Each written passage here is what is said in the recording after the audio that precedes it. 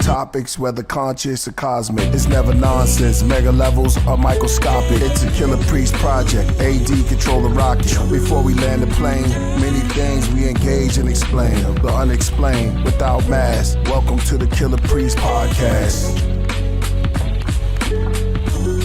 Killah Priest podcast.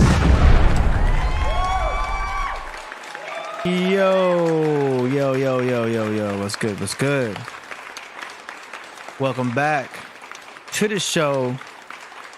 It's AD holding it down once again for y'all. Hope y'all doing good. Welcome, Monday fun day. What's going on? Priest is going through some things. We're waiting for Priest to hit me back. I'm telling him that we're live, and we're gonna see what's going on. Mercury retrograde, man. I'm already ready for these types of situations, you know?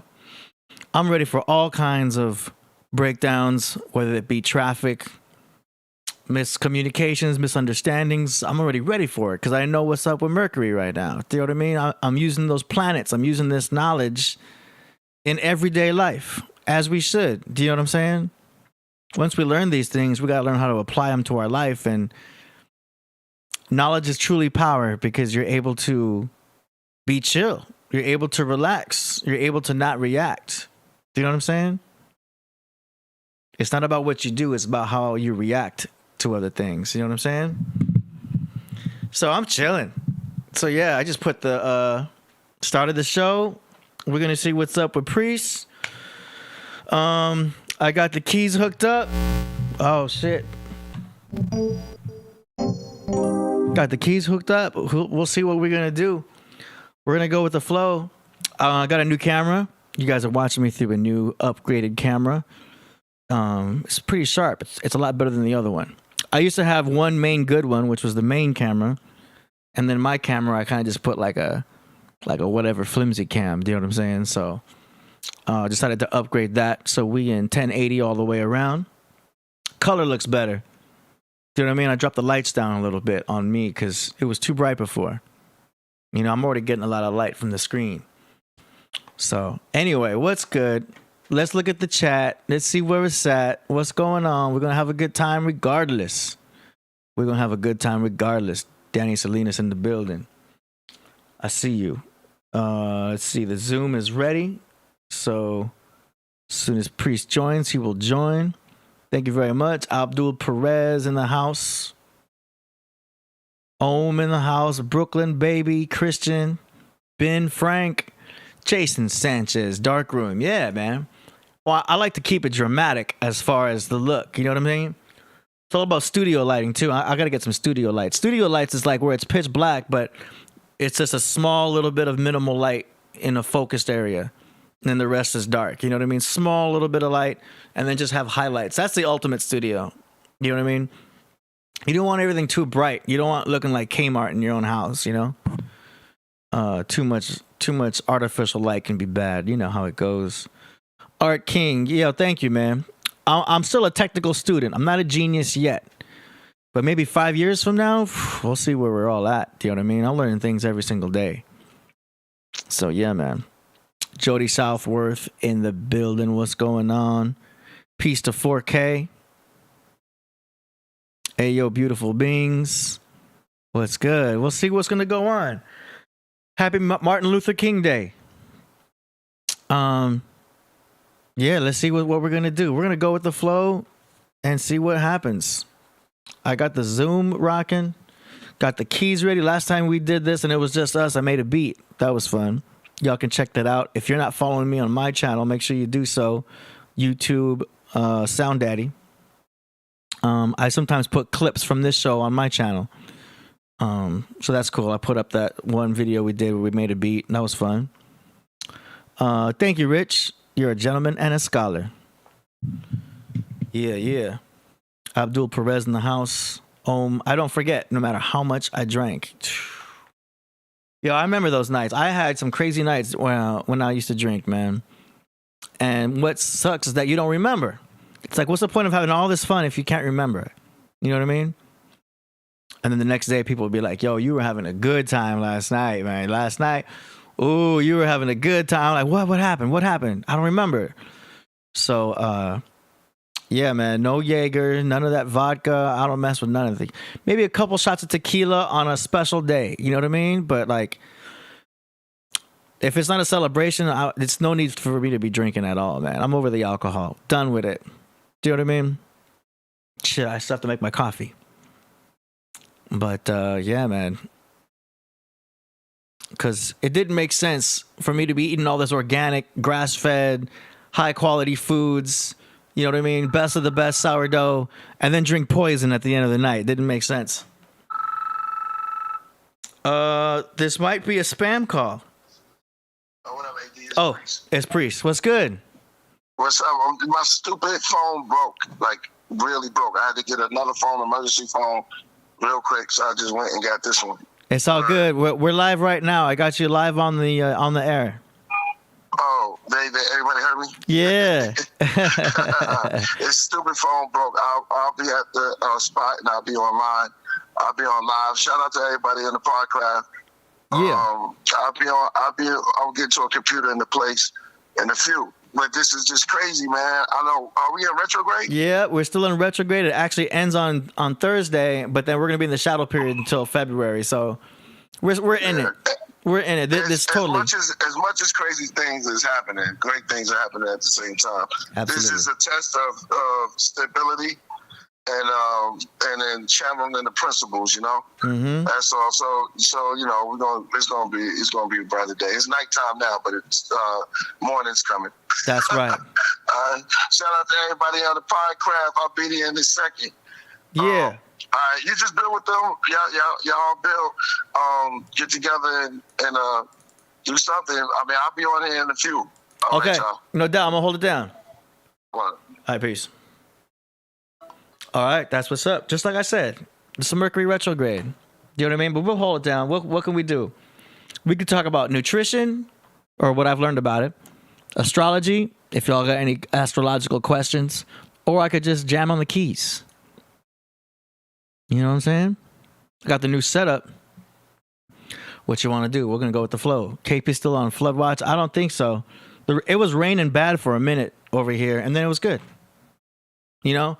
And there was all this warning, like, oh, the storm's coming. It's going to be a big old storm. And yeah, there are some spots where it's flooded, but not in my area. I'm close to LAX. So, yeah, it's all good. Where we at in the chat? Here for the heavy mentals, truth and tea. No tea today. Priest is going to be on the Zoom tonight, so he's going back to his crib, going through some communication breakdowns over there, which is to be expected. Jason's votes for keys. All right. Yates votes for the jam. Let's go, AD. Yeah. Okay. Keys. Oh, everyone's saying keys. All right, so I'm gonna go to these keys until we flip the subject or someone pops on the Zoom. I don't know. Let's see what's a good setup. Yeah, it's almost like being a singer, right? Da-da-da-da. I'm not gonna sing though. First time setting it up like this, y'all. It was weird having the keys over here. Way better having them over here. You know what I'm saying? Cover boy in the house.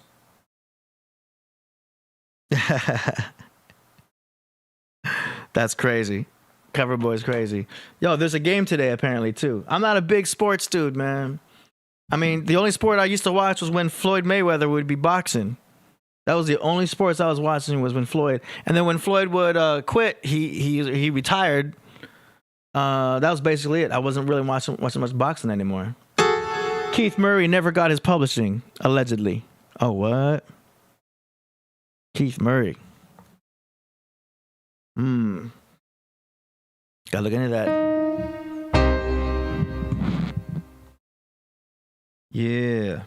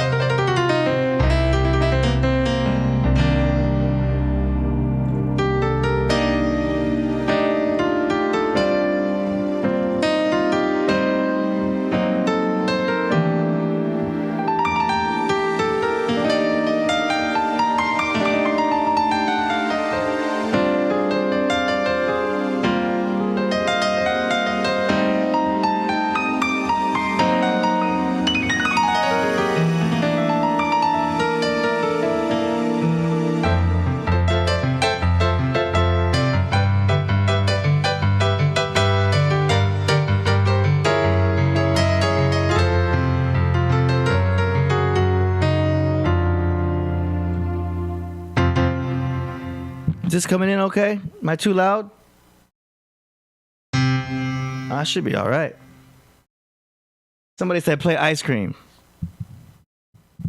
How's this volume on the keys though? Is that cool? Is it too loud? Am I too loud?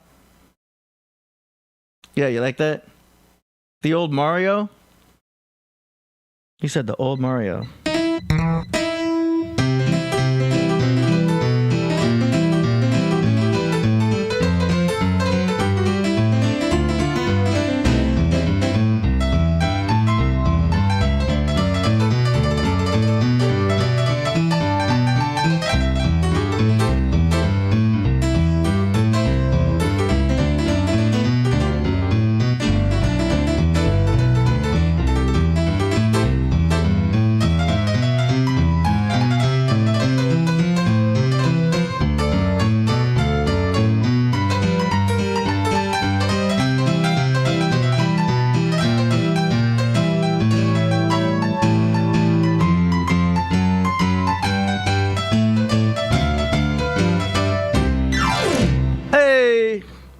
Y'all remember that?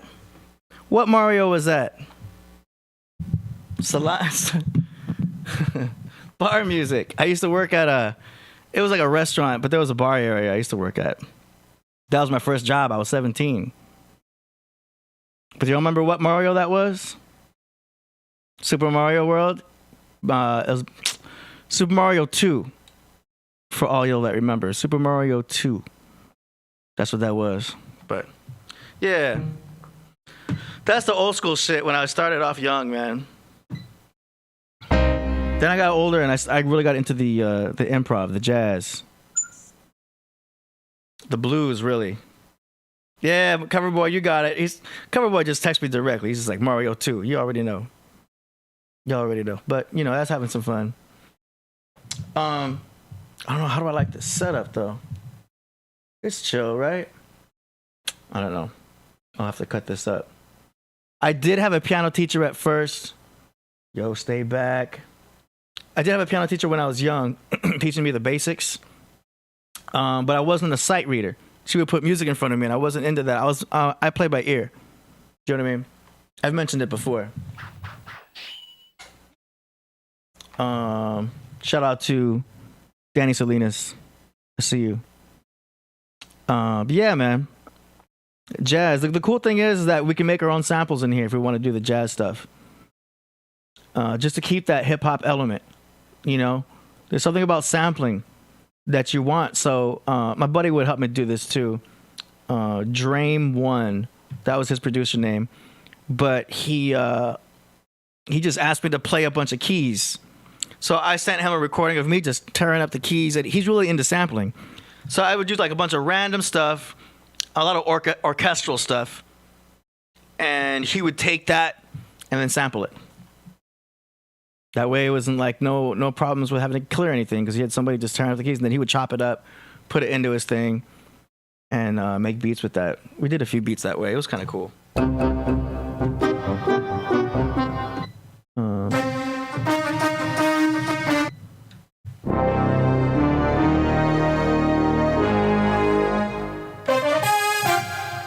Little Batman.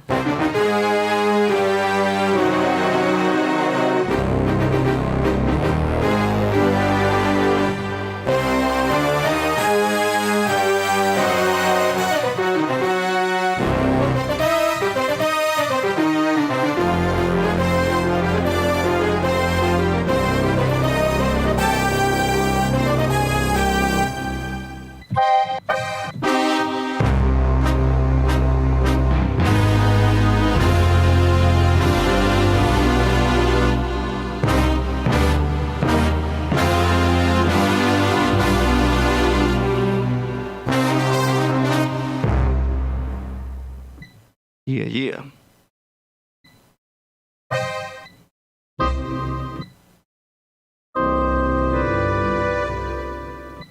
But the orchestral stuff I'm doing nowadays is just doing one thing at a time, laying down the low strings, doing everything bit by bit. Yeah, I've heard of Yanni. I know of Yanni. Yanni is crazy, man. Do you know of Yngwie? Have you heard of Yngwie Malmsteen? Guitar player, but the guy plays like Mozart or like very like complicated orchestral type stuff on the guitar. Kills it. Just copped a Suzuki Q chord. Stranger says he just copped a Suzuki Q chord. What is that? Oh, wow. Here, I'll put it on screen.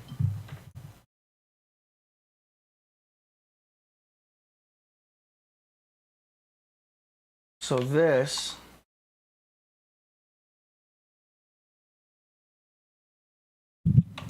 that's a Suzuki Q chord.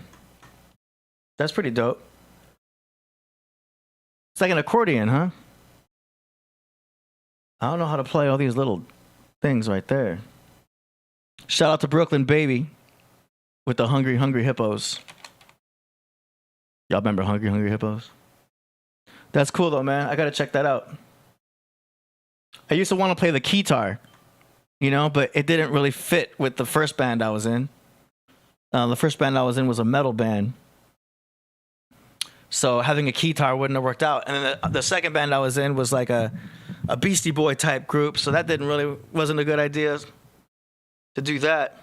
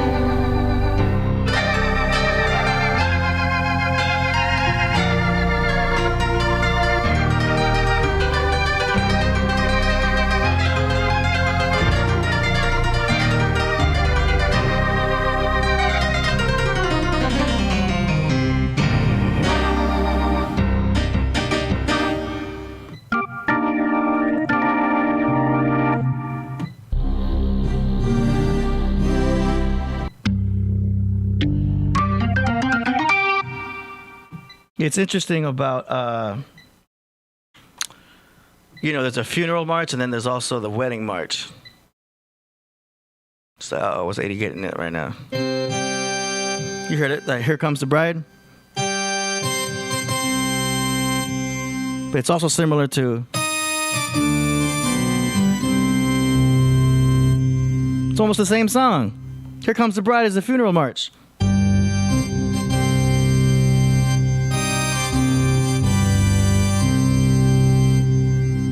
What a coincidence.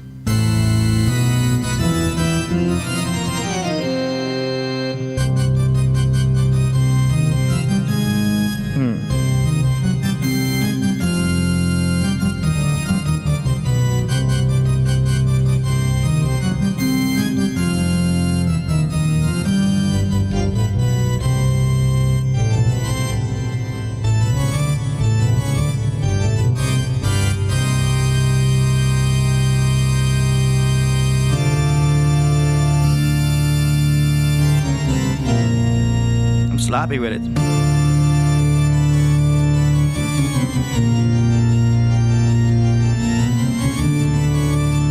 What's this?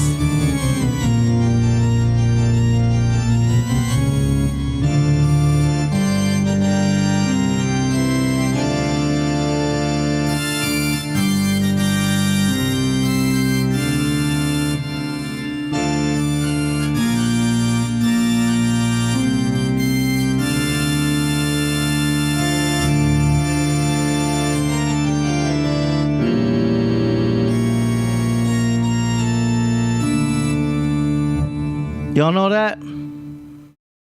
Y'all are probably like, what the hell is he playing? Organ, little organ action. Well, what's that one that just came out?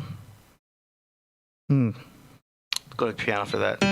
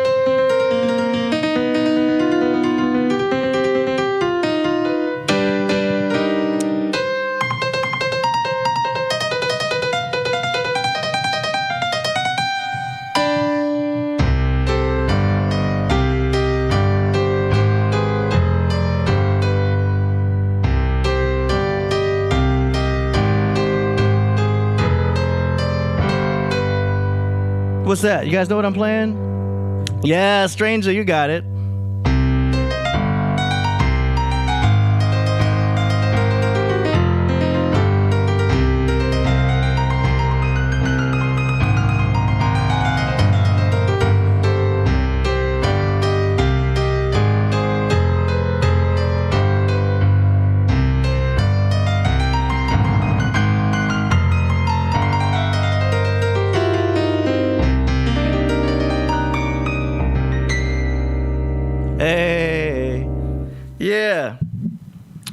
Check out that Wednesday. I saw that Wednesday TV show, and they were doing the violin version of that. That was a piano version of the violin version. Right when she was doing the.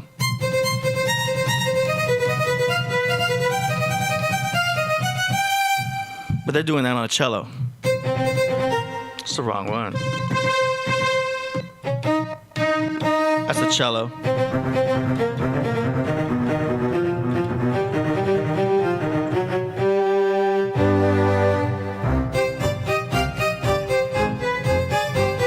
That's just fun, man. That's fun. But yeah, paint it black. Yeah. Play Eyes Wide Shut stuff. You know, they always do these dramatic movies with their trailers with like, and then that was like the trailer for Eyes Wide Shut.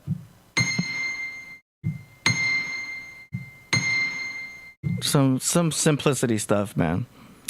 LA says, hey, AD, what about Flight of the Bumble? So you're talking about... Wait.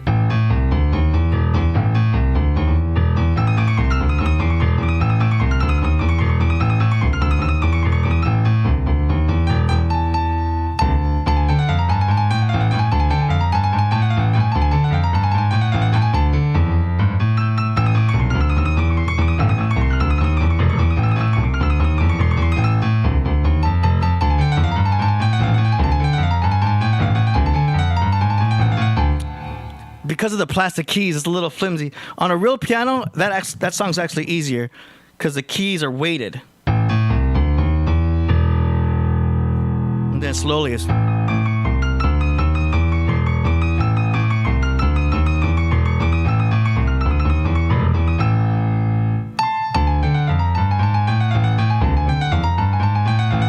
You get the idea. You do that a few times. Play Charlie Brown.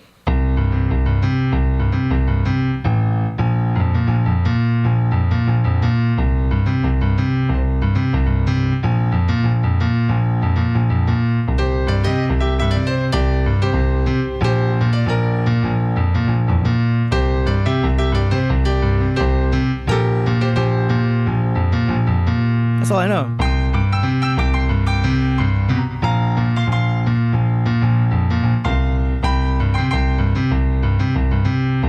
I don't know the rest, but I know that part. So yeah, I know like little bits of famous songs, like something like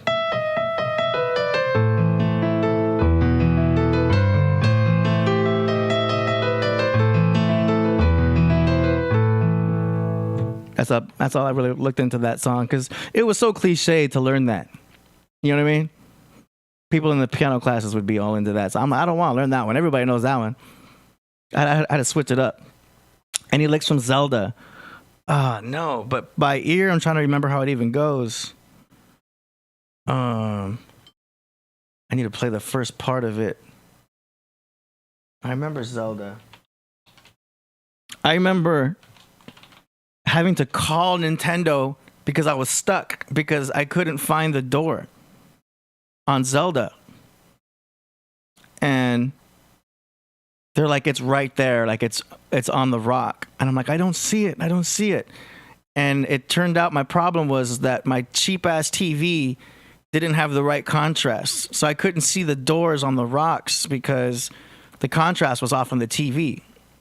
So it was hidden there because it was a black door. Remember, there'd be like a black door on rocks. And here I was calling Nintendo as a kid. I'm trying to find the theme. Eddie, please play some Wu-Tang. Wu-Tang again? Let's see. I will. Just wanted to hear. Oh, that's Let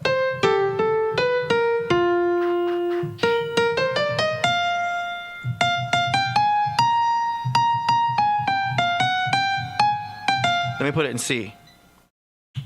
This is how I be cheating, yo. Down 2 steps.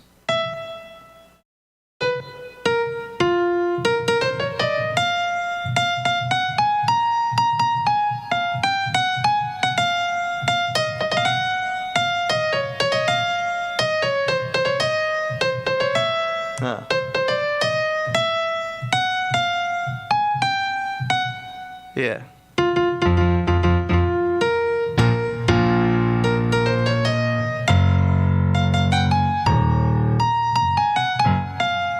I'll learn it and I'll come back. Okay. Where we at? Wu-Tang. Let's do yeah, y'all already saying cream. Let me get the key. What do you want? To find the key.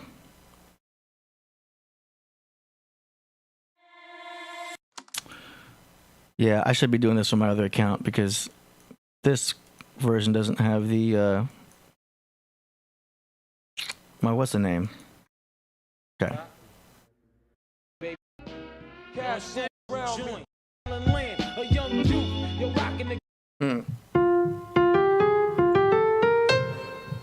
Go to low goose, only way I begin to G York was drug loot. And let's start it like this, son. Rolling with this one. Okay. So A flat over here.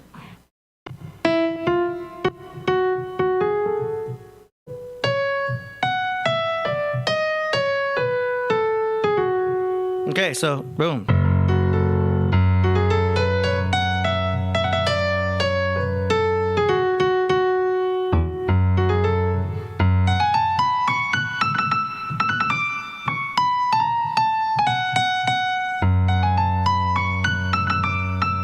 What's that trill right there?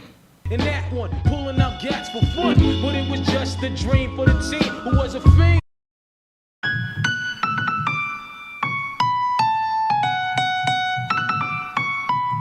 So there it is.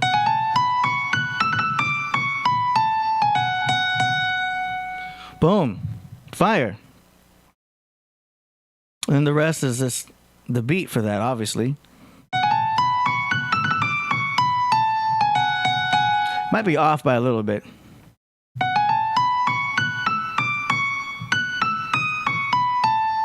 Yeah, it's the wrong note.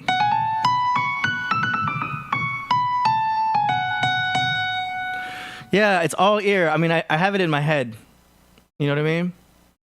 There's so much music going on in my head. It can be a challenge to organize everything. But it's even crazier when I'm like not near a keyboard. I can see where the keys are when I'm listening to songs. Like, oh, they're doing a C and a 5 and a third.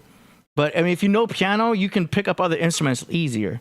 Same with guitar. Do you know what I mean? If you know major chords, minor chords, harmonic minors. Yeah. Thanks, Divinely, because like, close enough. Yeah.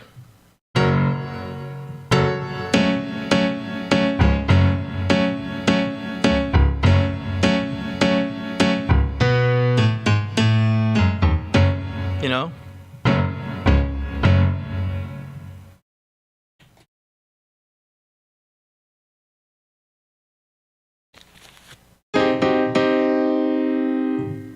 I forgot my other speaker was on.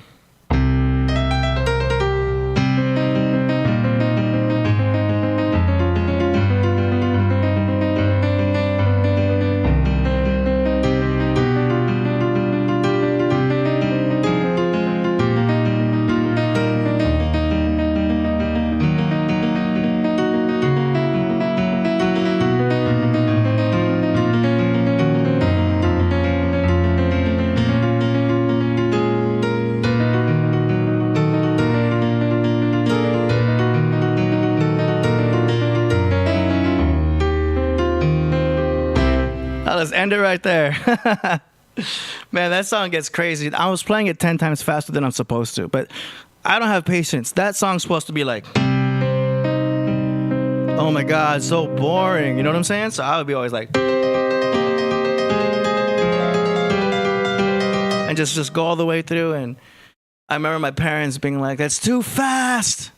Slow down. I'm like, but the original is so slow. My mind doesn't move like that. I gotta be moving.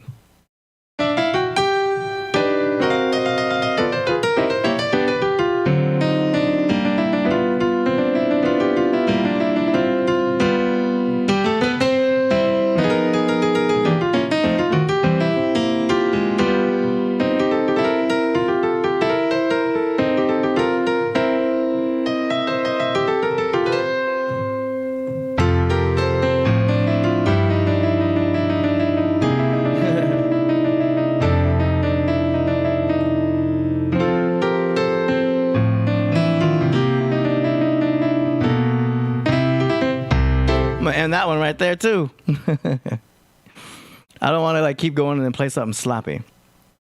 Oh, what did somebody just say? I heard you. Rocket Man, Elton John? Nah. I do know some Elton John though. He has a song called right here.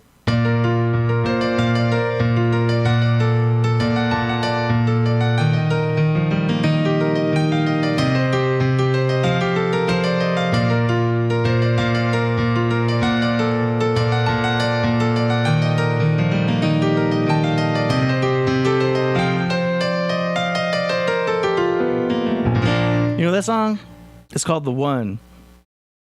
It's a little bit slower in the original, but you know, you get how I like to speed through things here. Yeah, Rhapsody in Blue, you found that. How did that end?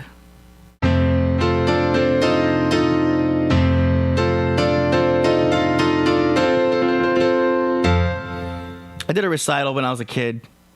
It was more impressive back then because I was a kid. But nowadays, it's like, you're old, you play the piano, so what? Accelerationist. Yeah, I like that. I do play it accelerated. But on a real piano, like I said, it's easier because this is semi-weighted, but a piano is fully weighted, so it's a little bit heavier. You can feel the hammers more. You know what I'm saying? Sonic the Hedgehog. I don't know Sonic. That one's kind of synthetic bass with the synthesizers. But we could do synthesizers.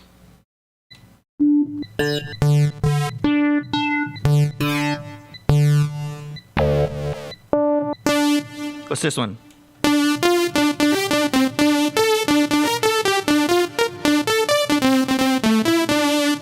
And I played it bad.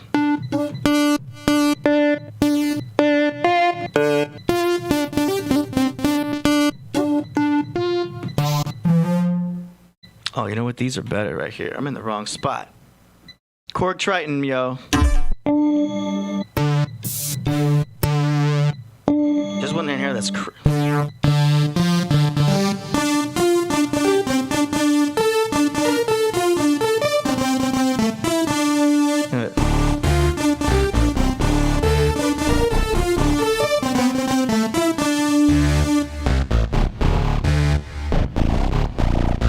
That one's so crazy.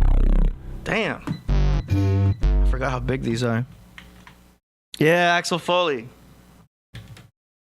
Dude, this... I barely use these.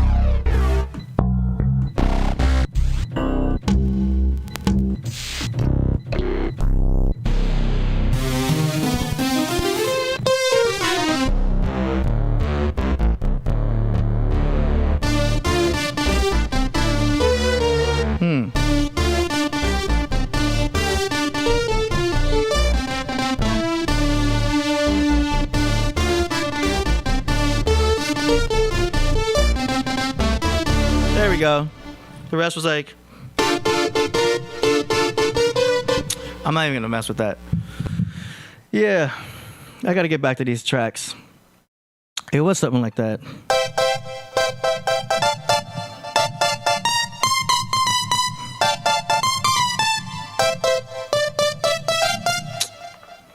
Yeah, cool, right?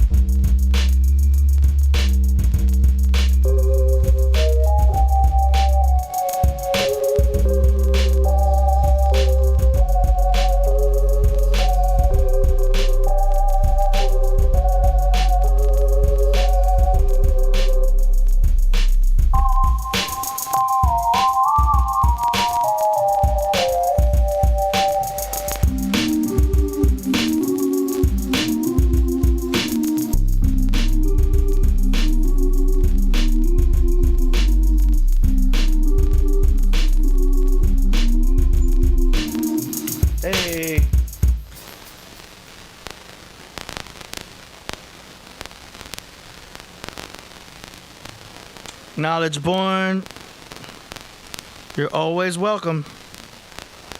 Knowledge Born saying if he should pop in. You're always welcome, man.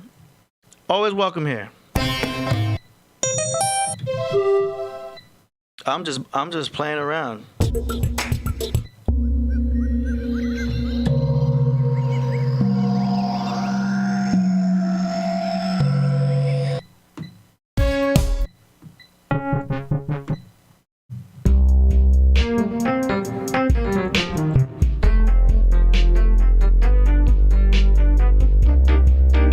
I already played that one last time on the last show.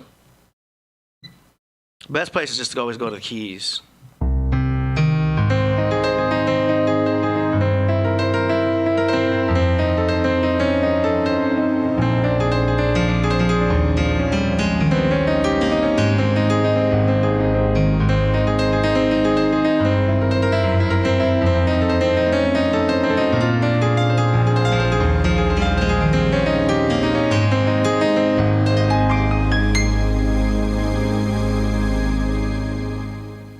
Yeah, we rocking.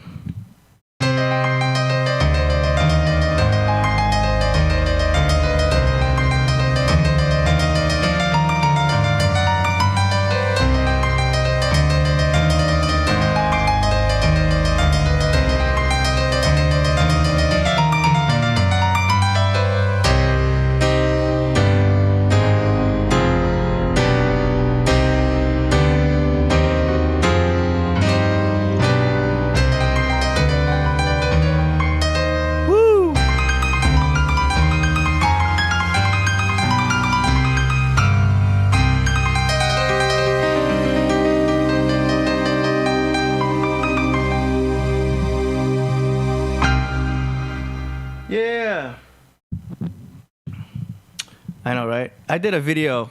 You'll see that I did a long time ago. I was making shit up as I went.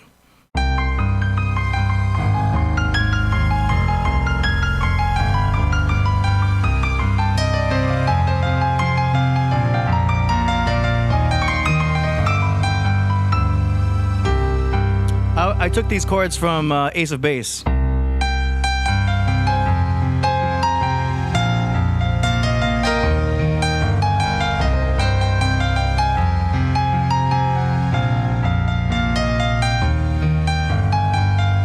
You know that song, It's a Beautiful Life?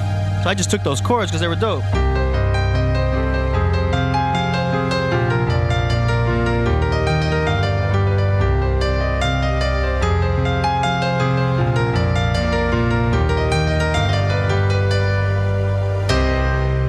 That's it.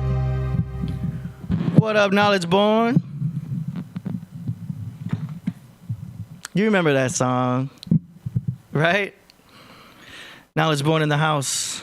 I'm going to get you on screen, sir. I can see you, but I can't hear you.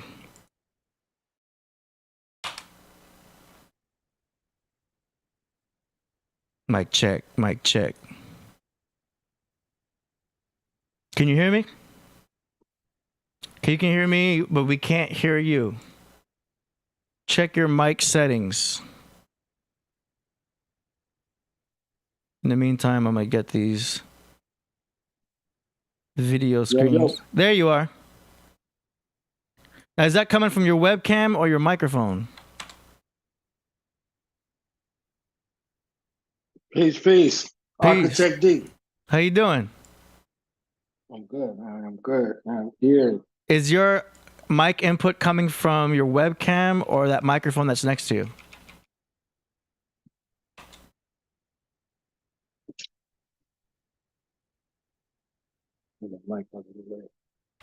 Okay, so you're coming from your webcam? Is there still an echo? No, there's no echo. I just wanted to see if you're using the best quality. See if you're using your mic.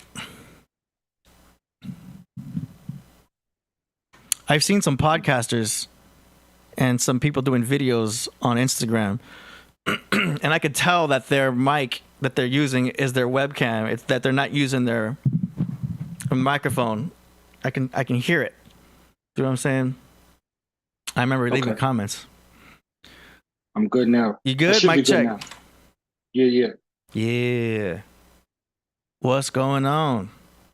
So yeah, you're seeing the. I have it automatically set up to just show my desktop. So anyone who joins is already seeing a screen share, and you should be able to see the chat on the left, and then you can see everything I'm doing in the middle, and then what they see is on the right. Okay. Yeah. Peace to So the what's family, good? man. Welcome. How you doing? I'm good, man. How are you? I see you getting busy over here. Yeah, I'm just trying to Stepping keep it the up. audience entertained until Priest gets back or until, you joined. So I used to work at a restaurant playing the keyboards, playing the piano. It was like my first job. So I was just going through some old standards I used to play. Well, Priest texted me. He was like, "He coming?" So I get to warm it up for Kane. You see what I'm Yeah, saying? please I get to warm do, it up man. for Kane. That's right. It's Martin Luther King Day. So Oh, it'd be man. good for y'all that to was a go Big in. Daddy Kane reference. He had a song called "Warm It Up, Kane." You see what I'm saying? Oh, If I wasn't so old, I'd probably be dancing. I'd be one like Scoop and Scrap, the backup dancers. You see what I'm saying? yeah. I want to learn more gospel organ stuff because there's a lot of chords that are like very representative of gospel, and I want to get more into that because I got a lot into blues. I'm really into the orchestral stuff, the Danny Elfman stuff, the movie soundtrack stuff, but I want to kind of go into also more of the gospel sounding stuff because that church sound. You know what I mean? There's a lot of songs that you can turn into like a gospel kind of sound just for the fun of it. You know what I mean? I'm constantly trying to challenge myself, so that's my next challenge is to get more gospel action going on. I think this is Priest right here. Peace. Send a link to my email. All right, I'll check your email.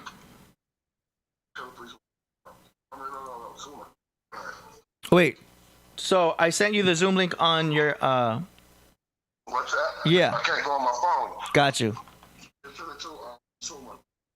Got you. Okay. Email it right now. Okay. So I'm gonna email Priest the link because his phone's going through it. I get to get my Shaheem on. Yeah. Kane had a crew. It was Jay-Z, Shaheem, and a lot of those guys went with him on the road. Okay. Also, Positive K and Kane toured for a lot of years together. For about 3 decades, they toured together. Oh, So wow. I think that was pretty interesting. So we're here on Martin Luther King holiday for those who celebrate, and also on the eve of Muhammad Ali's birthday. Oh, wow. Muhammad Ali, he was born on the 17th. I didn't know that. Yeah. Oh, wow. Yeah, I was supposed to have a business call today with some industry cats from, I don't want to say Sony, but like for some industry cats. And they canceled it. They're like, our bad. It's Martin Luther King Day. We're going to do it tomorrow. I was like, okay, cool. You know what I mean? Because I was wondering, why are we having a business meeting on this? It's supposed to be a holiday. And then I got the email before I had to wake up. I saw it. And they said, like, business call's canceled. I'm like, cool, I can go back to bed. You know what I'm saying? I wake up late. So go ahead. Tell us more. What is your insights? What we dealing with today? What do you know about what can you tell us about Martin Luther King Day? That was $1 million holiday. Okay. The $1 million holiday. As it's reported, Coretta Scott King went to the government after his assassination. He was assassinated April the 4th, 1968, and she said she wanted a full investigation into his death. She suspected some government involvement, and she was given a choice,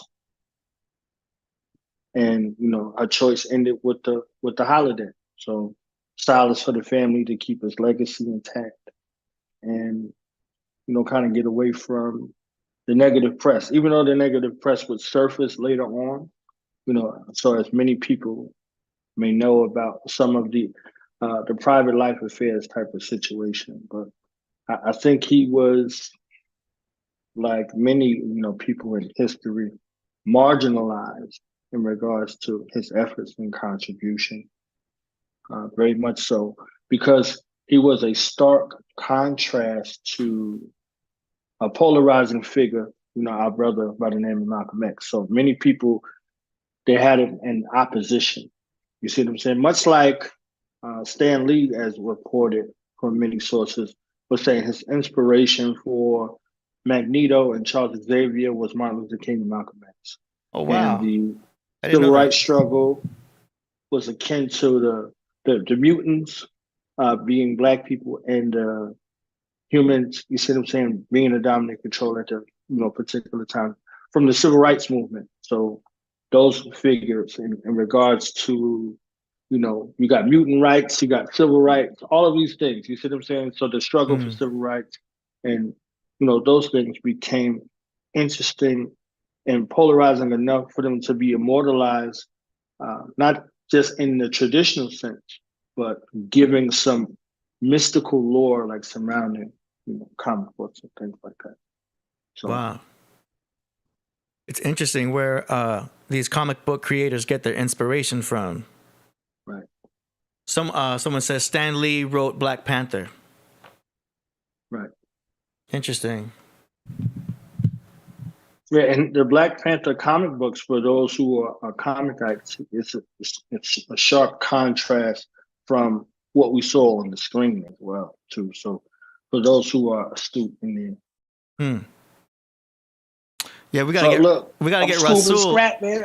I got the warming up for the man, the myth, the legend in the building, and the Iron Salt, the mastermind, the legend. Yeah, is he joining right now? Yes, in the building. There he is. There he is. With the microphone. Okay. I got the space. What up, yo? Peace. Peace, Almighty. Peace to the God. What up? What's good? Hey, I'm getting it set up right now. Maintain a shout out to everybody out there. The God Opinion. Brooklyn Baby. I saw y'all on a joint. Word. Word. What's good though? Not much. He was going in on Martin Luther King Day. Finish that bill.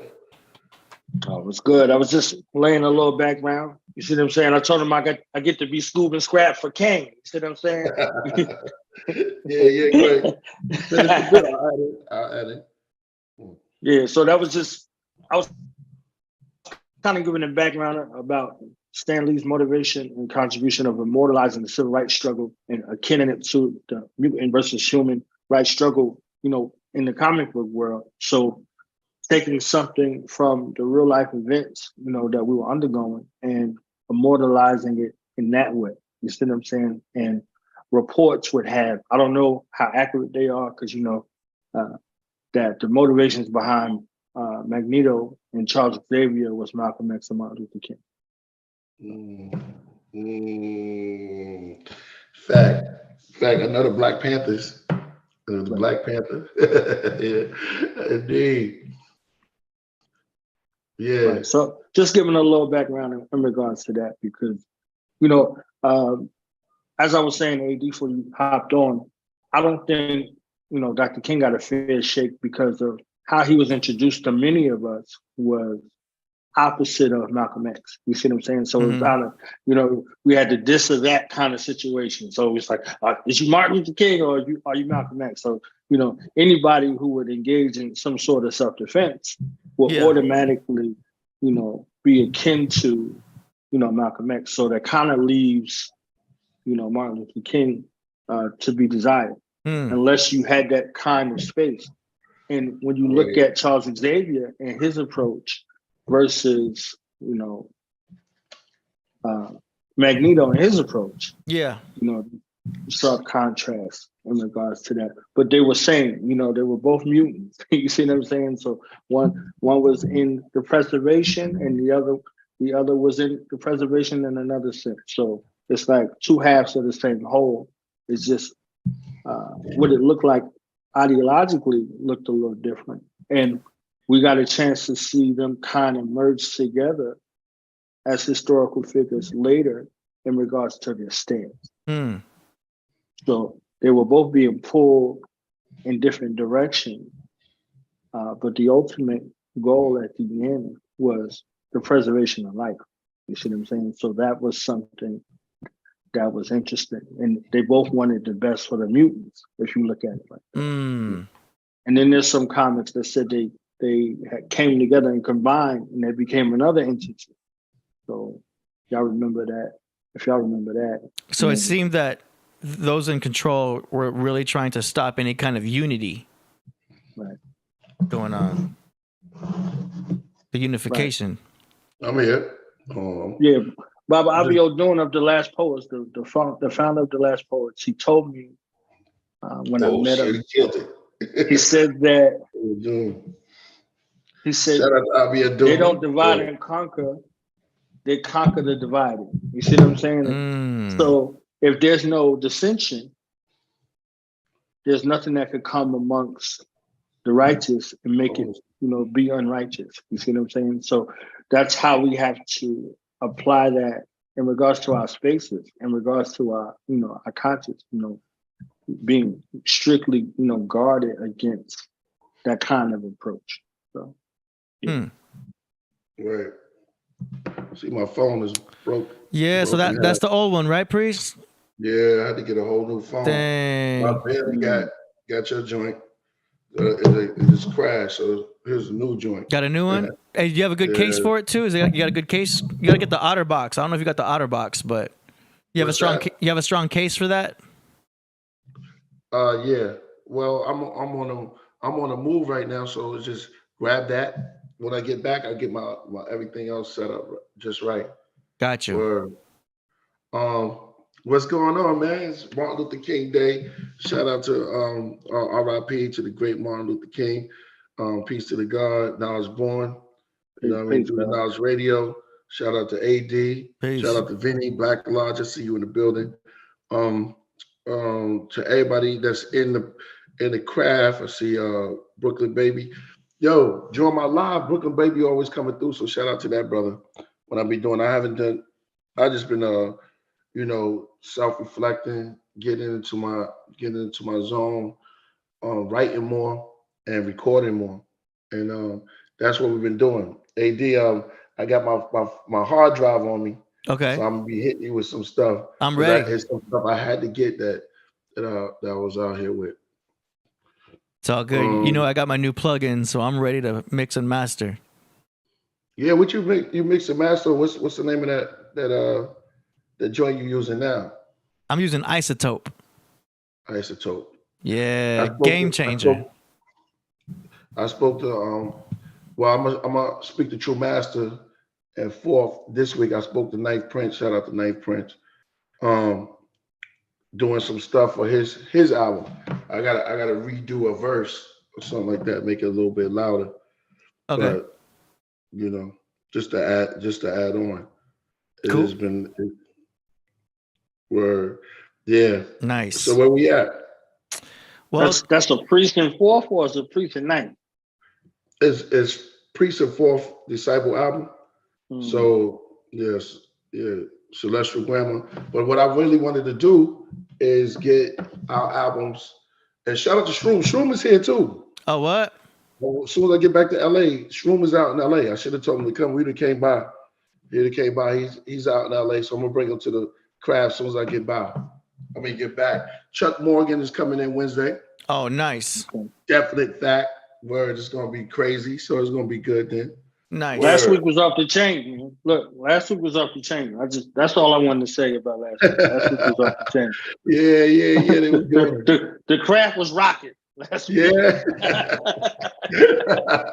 Both days. Yeah. The craft was rocking. It was a rocky craft. It was good. Yeah. It was going in.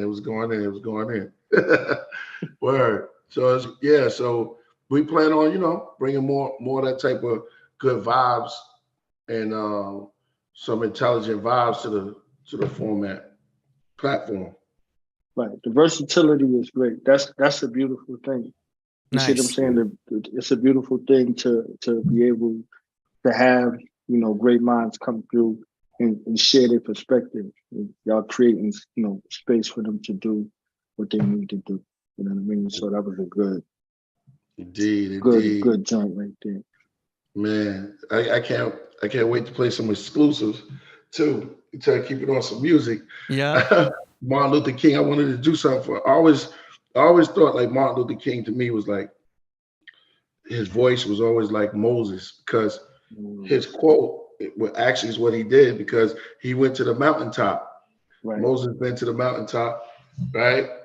And saw the land and wasn't able to get there. He said the same exact thing. That was a quotation took from that. So when he said been to the mountaintop and he saw the promised land, I may not be able to get there with you. So that's like a Moses statement he was saying, because he didn't make it. And also Martin Luther King, and the word Martin and Moses, I always think, and he led the people. He led the people through the streets. So I always saw him in that type of way. Right. That was just from his last speech, Been to the Mountaintop. He delivered that April 3rd, 1968. You see what I'm saying? The day before he was assassinated, his last night on Earth. When he dropped the mountaintop? Right. Oh, that was. And he settled everything. He laid everything to kind of rest. You see what I'm saying? Like, and he has some darts in it. He had some darts in there because he had realized that there was some people that was with him that wasn't with him. And he called them out by name. And he forgave them. You see what I'm saying? Like, he called them out by name, and then he actually forgave the woman who stabbed him. If y'all remember, he was stabbed in the chest, like, and it missed his aorta vein by 3 inches. You see what I'm saying? And he said if he would have sneezed, he would have died. He spoke about that in that same speech. You see what I'm saying? And he said he got a letter from a 9-year-old girl who said, I'm white, but I'm glad you didn't sneeze. She said she read the paper and she heard it in the paper that if he would have sneezed, he would have died. So she said, I'm glad that you didn't sneeze. So it goes into space in regards to the polarizing figure that he was, where he wasn't honestly celebrated while he was alive. Like, many of us, you see what I'm saying? They don't get it until, the transition. So if you look at Moses, it's akin, it's the same kind of way. He wasn't celebrated. You see what I'm saying? While he was around, because, there were things that you do in the space that people don't often understand. So they have that idea of how, we judge things how we would do. You see what I'm saying? But we were in jail hundreds of times. We wasn't, maced and police dogs sicked on us and fire hoses and all of that. Like, not only happening to you, just think about in your mind, this is not only happening to you, this is happening to people around you. This is happening to little children. You see what I'm saying? 4 little girls went to church and they blew up the church. They firebombed this house twice. You see what I'm saying? Like, so there's a lot of traumatic energy that's associated with his life as well. That's often not spoke of. And he still remains true to nonviolence, as a strategy. Not as a lifestyle, but as a strategy. You understand what I'm saying? So, Been to the Mountaintop is like your purview. If you think about the top of the mountain versus the bottom of the mountain, what you're able to see versus, what you're unable to see at that particular point, based on your particular vantage point. When you're looking at the mountain, you're looking to ascend up the mountain. Your focal point can't be any place else, only other than going up the mountain. You see what I'm saying? If you look around, if you get caught up in the marvel of creation because you're out there with Mother Nature, you see what I'm saying? You might slip and fall down the mountain. You understand what I'm saying? So with him going up the mountain, because he was talking in the speech about different time periods of history, and he asked the question if he wanted to be at any other time or if he could be at any other point in time in history, and he talked about ancient Rome, ancient Greece. You see what I'm saying? Ancient Egypt, and all of those times in regards to the buildings of the marvels of the world. He said he would only ask the Almighty for a limited time in that time space that he was in the 20th century. So he didn't want to be in any other place or time period in history other than where he was, if he could be any place else. So think about everything that happened with him that we know that's public in his life. And he still said if he could be any place else in the world, he would still be right where he was. And this is his last day on earth.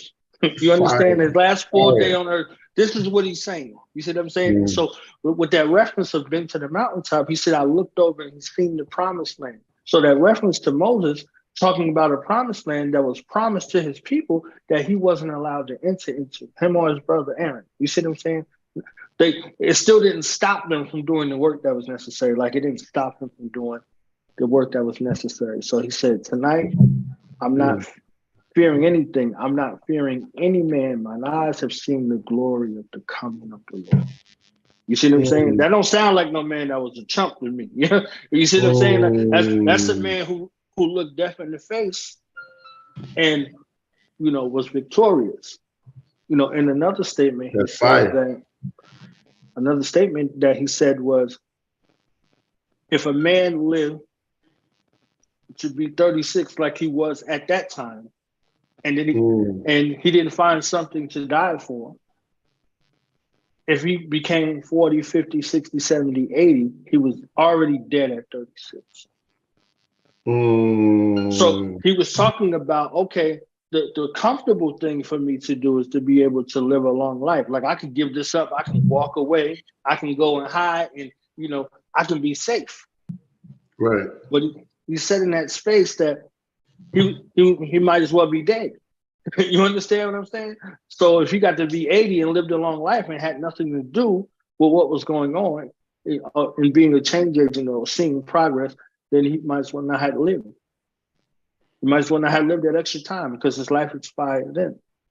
So he only got 3 more years after that. So look at the transition, I think, in his life is proof of when they say it's not how you start the race, but how you finish. Because he finished valiantly, he finished strong.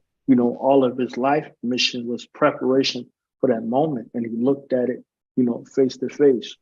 Right. Jesus says in the Bible, he said, he that is afraid to lose his life, what he said, he who seeks to save his life will lose his life, but he is not afraid to give his life, will save his life. And that's how, Martin Luther King lived. You see what I'm saying? He lived that way until his last breath. Like he didn't have to come out on the balcony. So it's akin to Jesus being, betrayed by one of his disciples. You see what I'm saying? Like he could have bounced. He stayed right there for it. So for many of the people who have negative attitudes towards him, did you get crucified? You understand what I'm saying? Like, did you get set up? Did you get despised and rejected? Like, even if you're talking about the mythical significance, like, were people looking to kill you? Like, people were looking to kill him. Like, those wasn't fake bombs that went off at his house. Those were real bombs. You see what I'm saying? They really happened. They fired bombs the church. All of that. Yeah. So there's a lot of stuff that's there. I said it earlier. It's easier to read about Christ versus being the Christ. So what happened when you're the Christ figure? You see what I'm saying? Because the order of the day was to stop the rise of the Black Messiah. Do you really want to be a Messiah? Right. You know what I'm saying? Right, exactly. That's your destiny right there. That's the only thing a Messiah can look forward to. You know what I mean? Like, right. Yeah, you're right. That's hard. I read somewhere in there that about the gunshot wounds. What was that really the case? Because it was other stuff that was going on also with King, and I know he was dropping those jewels, but was it really the gunshots wounds, or did he survive like Machiavelli type of thing, or? That's interesting. That's interesting. Yeah, let's talk about it a little bit. We're going into King. You know what I mean? Yeah, I know Dick Gregory did some work, and also Steve Coakley did a vast, exhaustive, like point by point breakdown of the assassination attempt. You see what I'm saying? Well, the actual assassination attempt, because from some reports, he did not die from the bullet to the head on the balcony of the Lorraine Motel. Other reports suggest and allude to him being killed in the hospital by the medical staff. So there's instances of, different accounts. So, all of it for me is speculation. I don't know. I wasn't there. I wasn't on the balcony. You see what I'm saying? I wasn't on the balcony. Exactly. But I know that it set off a chain of events that went through a ripple effect in history. You see what I'm saying? So if you looked at Patrice Lumumba and so many, different leaders and people in position, you look at Medgar Evers, you look at 2 days after Martin Luther King Jr. was assassinated on April the 6th, Lil Bobby Hutton, the first member of the Black Panther Party for Self-Defense, was assassinated. The office was raided, at the same time in Chicago. Like there's a bunch of things that was happening, simultaneously. And it just was very, different, very different. Right. So. Yeah, that's crazy. That's deep. The House of Lauren, what's that, Lauren? Lorraine? Yeah, he said Got to go into the House of Lorraine. Yeah. I don't know what that's about. He said the House of Lorraine and the Medicis, which the word medicine comes from. Oh, that's off the subject. I hit. Oh, they got their own little thing going on. They got a fight. Yeah. Because me and Timbo got a chance to go into the house. Was it Tennessee or somewhere over there? And Memphis, I had a chance. You feel the vibe in the room too. It's like that, and I know. It's just an ill vibe. I saw the pack of Newports. He's a real cat right there. I saw the pack of Newports. Even in some of the flicks I see him in, because I take it like rap. Like when he dropped because I know X had Ballad of the Bullet, right? Right. That was his hardest joint. But when he dropped The Dream on him, he probably was like, oh, I got to come back with something harder than that. Because that Ballad of the Bullet, because we know Malcolm was a straight spitter, but this is King Day, right. And even when Shaka came on, he started revealing some history up on King, that he went to college, he was very educated. I didn't know all of that. I never knew none of that. Yeah, he was a child prodigy for all intents and purposes. Similar to Malcolm. I don't think the early part of his life was even spoke about as much either. But he graduated by the age of 15 or 16, and he was in Morehouse. He went to Morehouse at like 16 years old. You see what I'm saying? Like he wound up getting a PhD, so you go as far as you can go in the educational system. He grew up and modeled after his father and his grandfather. So, that pathway in regards to being dutiful, to your parents, like keeping that commandment, honor thy mother and thy father, so that their days will be long on the earth. Like these are things that he lived in that kind of way. You see what I'm saying? So he also met with some heads of state.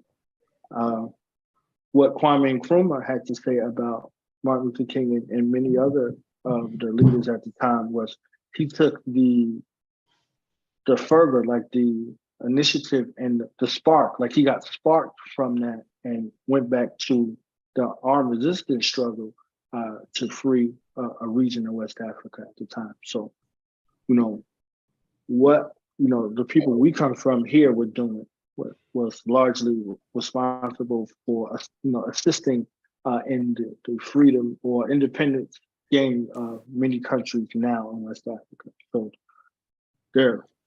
the destinies are tied. You see what I'm saying? The destinies are tied, and King is a pivotal figure. We don't get a Kwame Ture, who was named Stokely Carmichael at the time. He comes from that place. Mukasa Ricks, he also comes from that place. They were with SNCC. You see what I'm saying? The Student Nonviolent Coordinating Committee, and many of those went on to augment the Black Panther Party for Self-Defense and the like. And there's a time frame in history where they all have an intersect. Wow. Interesting. And from some people that I know that study speaking styles, Hmm. his speaking style was similar to two figures in history. His manner of which he delivered speeches, for those who study speeches. Adolf Hitler was one, and Barack Obama was another one. Hmm. So if you think about the speaking style, the cadence and the delivery of speech, they identified all three of them in the same group. And I think the other one was Franklin D. Roosevelt. I think he had a similar speaking style in regards to delivering speeches. I think those. Yeah, it's the sound of conviction. Mhm. Someone who's able to speak well and be articulate is not common nowadays, especially in the public eye. So anyone who's able to put a message across with, a good delivery, so to speak, where it can be understood with wisdom, if people can say the same thing about KRS-One. He speaks with a lot of conviction. He spits a lot of knowledge. But when he speaks, people listen. Same with Priest, It's the articulate. Yeah, definitely. I mean, that presence is definitely felt, so if you heard Hitler speaking, I don't want to say the name too much in my head, you understand what I'm saying? But if you heard him speaking and delivering speeches, and you see the camera pan through the crowd, they were in love with him. You understand? Like you can't scare everybody into following you. You can scare some people, but some people have to have some kind of love space with what you're conveying. Or on the manner in which you're conveying it. He was very charismatic. And he started off with a little bit of people. And he went from a little bit of people, actually like a laughingstock, to amassing a large following of people to be able to go and move on whatever the mandates were. So he had that speaking style. And if you remember, well, if you think about it, Dr. King kind of started similar. Franklin D. Roosevelt, he was disabled. So they had to prop him up to look strong, because if he presented himself in his normal fashion, nobody would have took him serious as a leader of the free world during a world war. You understand what I'm saying? So this is something to where they had to prop him up. They had to make him, an apparatus to hold him up so he looked upright when he was speaking. You see what I'm saying? And if you remember his speaking style and the manner in which he spoke, it was very charismatic and very insightful, like inspirational for you to be able to go. And with a nation at war, I mean, that's very necessary. So, the other one on the other side with the same kind of speaking style. And if you look at President Barack Obama during his campaign, his speaking style and his ability to speak about hope and change. You see what I'm saying? It kind of sounds like I have a dream. Mm-hmm. So encapsulating and playing on those key aspects of articulation, because they have that kind of training. I think, someone asked the difference between, why was Dr. King seen as kind of level-headed and Malcolm was seen as kind of extreme in the movement in regards to, their delivery. And they both were seen in the same kind of way. It's just who they were seen by. And classical speaker training, being trained up and raised up in a certain kind of way to deliver, he spoke for hours without looking at notes. There was no reference of notes or anything. He wrote the speeches and he had them in his mind when he was able to speak, and he would adjust them based on the crowds he was addressing. So you listen to some of the speeches that he wrote and then how he delivered them. He was one of those guys that could read the room and do it a certain kind of way. Like a professional should and would. Comedians will do the same thing, and You know, MCs will do that. People who are master of ceremonies, people that read in the crowd. Would you say that their delivery was almost similar to that of a pastor? Well, he was a pastor. Okay. So he was a Reverend Dr. Martin Luther King. So he had classical training, and he got it in his genetics. His father did it before him, and so did his grandfather. So he came from that line. So he had it, and he got it earnest. And he went out the country to study, actually. You see what I'm saying? He had the worldview type of experience to be able to articulate and keep a perceived cool head, indiscriminate to what was going on. So Malcolm had a similar training, young, but Malcolm had more of a street pull because he was in the streets. So he was multilingual with his approach. He could speak to everybody. He could speak to the scholastic community and the urban community. So his appeal was a wide range, and he never went to school to get any education outside of what he had from elementary school. So he didn't have any degrees. So he was still, like he said, prison was where he got his education. So, you know, he read many books. He was very well read, well researched, well studied. So he didn't need a lot of prompting. He could hear a little bit about something and articulate it in a manner and make it very, very plain.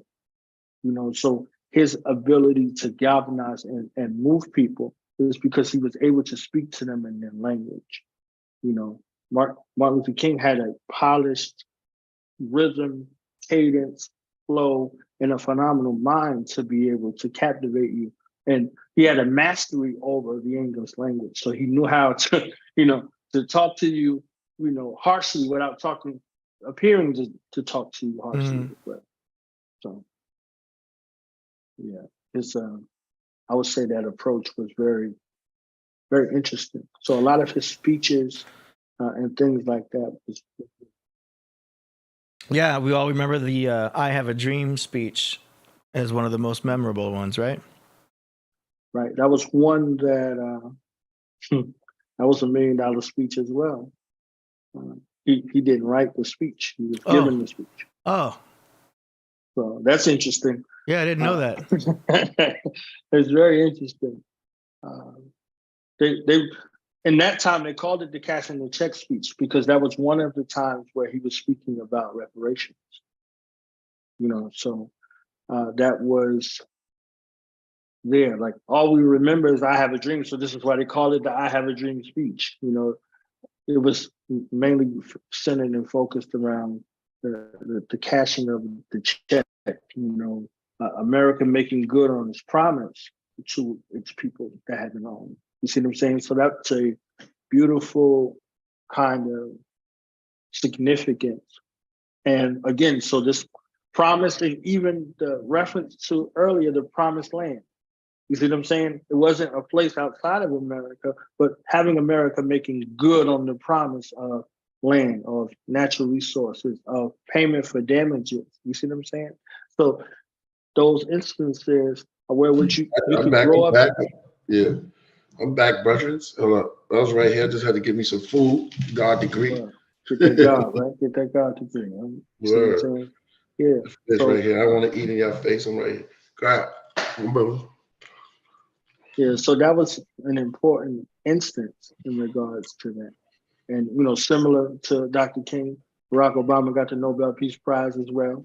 You see what I'm saying? So it's kind of similar, akin to how these legacies go. And oftentimes you might see some of those photos of them two together throughout the social media space where they go from, you know, I have a dream to I am the dream. You see what I'm saying? Like, there are instances where they share it like that. But I'll just say in regards to the speaking styles and the charisma, because, you know, me and my conspiracy theory mind, you know, I always bring something back to something.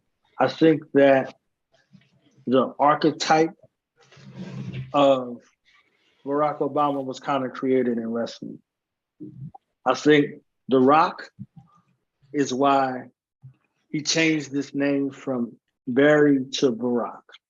You understand what I'm saying? I think because of The Rock and his affinity and popularization. If you hear his speaking style and you hear The Rock, you remember The Rock in wrestling and how he spoke, they're similar. So I think these were kind of, through lines in regards to that, creating of a character. Because when you become, head of the corporation, you have a script you have to follow. You have to have some kind of personage. And normally they go through the president. So when you become a president, you have a similar pathway to a president before you. So you can choose one of those presidents from history to emulate in regards to that.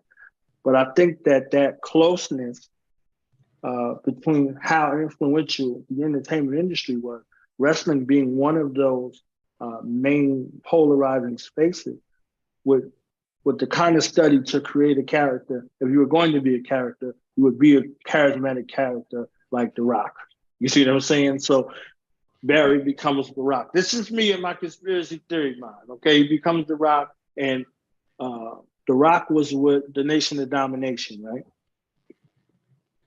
And then, if y'all remember, Barack Obama's pastor, Jeremiah Wright, he was closely related with Farrakhan, so Farrakhan is in the Nation of Islam. So it's kind of like the Nation of Domination, and The Rock breaks from the Nation of Domination. So Farouk and them, they beat him up and all kind of stuff.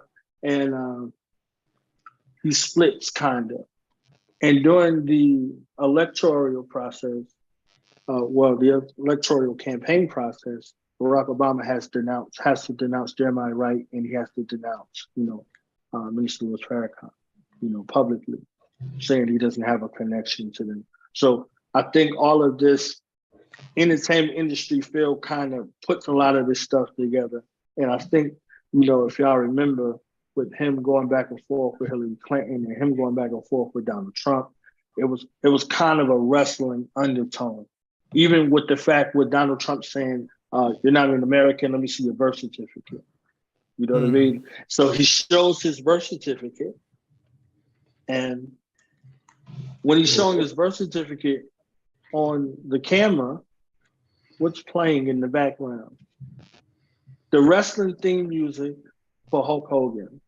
I want to be an American. You see what I'm saying? So, and he's clowning, Donald Trump. He's calling him the Donald. The Donald wants to see the Donald. Well, we know the Donald. So it's kind of more, with the Rock situation. You see what I'm saying? Like, so that akin type of situation to where they kind of look together. That's just me, on one of my theories out there on the limb, and how wrestlers had made a way into the political arena.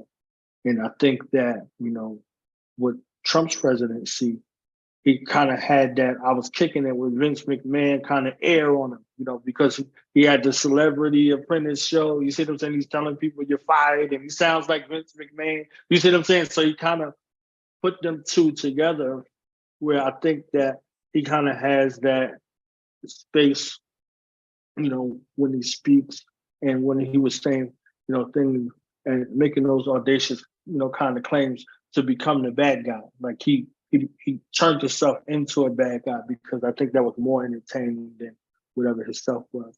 So that's just my little take on the, entertainment industry influence on the other aspects of human activity and how it kind of relates into what's going on with Barack Obama, with Martin Luther King, and their reference or frame of reference was akin to the X-Men comics and the motivations behind those two characters. They kind of relate in a way, so it's still in some aspects being immortalized in the entertainment industry versus what we see now. Yep. Yeah, that was good. He's got some quotes. Make sure y'all hit that super chat and that like. Come in the building. Now I was born, you always go in, bro. I don't know, your mind is just beautiful as an orator. It's mind blowing, yo. Shout out to all the gods out there. Shout out to everybody who's doing something, making a change. It's beautiful enough. Let me see. Barack was more visual like Malcolm, though. He looked like him. Even Paul Mooney Right. said, Right. pointing that out. He did look like him. Yeah, he said he looked like Malcolm and he talked more shit. What did he say? He said he Yeah. looked like Malcolm X and talk shit like Martin Luther King or something like that. Yeah. Yeah, and he said Barack Obama beat your mama. You understand what I'm saying? He was the truth with it. Yo, where can we find the other side of King? Like the King that was more revolutionary and more like about that deep side of him. That people didn't really know him for. You know what I'm saying? His later speeches. He has one that we went through earlier called "The Other America." He was in a different space. That was, I think, that was March of '68, March the 12th. I think that was in Michigan. So he's in another space. He says later on that I fear I integrated my people into a burning house. You see what I'm saying? So, you know, he's kind of in that space, you know, looking at that. He had met with Malcolm X, you know, they had a private meeting. Also, he met with the Most Honorable Elijah Muhammad, and, you know, they had a private meeting. So the stances were changing, they were evolving. You know, he was walking around with the Holy Bible and Confessions of Nat Turner. So he was in another, you know, space in regards to that. And he was only 39, you know, when he was assassinated. The same age Malcolm was assassinated. So it's not like he didn't see it happen before his eyes. You know, with Medgar Evers, you know, you look at the timeline, Medgar Evers, Patrice Lumumba, he saw these assassinations happening and looming. And, you know, particularly with Malcolm X and, you know, February 21st, 1965, that happening, you know, that was another thing. So you just fast forward a couple of years later, 3 years, you know, to be exact, and his transition with so many other, you know, assassinations and things like that happening, you know, that was a civil war in the midst of civil rights, you know. So if y'all know the Marvel joint, they had civil war. You see what I'm saying? So we had a civil war in this country that was on the books, and then we had another kind of civil war, and they were talking about this racially charged type of situation of the 60s that was there, and it wasn't just within the confines of America, it was all over the planet. So a lot of things were happening. Yes, so we may have all come on different ships, but we're in the same boat now. Look at their mind. You see what I'm saying? Like, this is the evolving consciousness. Like he's saying that, you know, racism and, you know, the spectrum on how it goes. He's like, look, we all in the shit now. So you understand, like, we can't, you know, be saying, you know, this way or that way in regards to that. So I just think that's interesting, his level of deep analysis of the conditions that we find ourselves in America. Yeah, even though they may have been 60 or 50 years ago, we still find ourselves in the same kind of condition today. So freedom is never voluntarily granted by the oppressor. It must be demanded by the oppressed. We don't have an America without that statement. Liberty or death, right? That was the outcry. Give me liberty or give me death, and, you know, don't tread on me. This is why it's so much reverence for the flag, because of the lives that was spent. You know, the blood that was spilled to make America America. So this is why they say the land of the free and home of the brave, because the militaristic type of sacrifice that's associated with this country. You see what I'm saying? So they're all kind of interconnected. So yeah, if you're in an oppressive state, nobody's just gonna be like, all right, y'all good, y'all are free. You see what I'm saying? So it says, if I cannot do great things, I can do small things in a great way. Well, one of his speeches, that he reflected on how he wanted to be remembered, and he went through the accolades and the things that have been associated with him. And one of the things he said he wanted to be remembered most is I wanted to be remembered as somebody who tried to help somebody.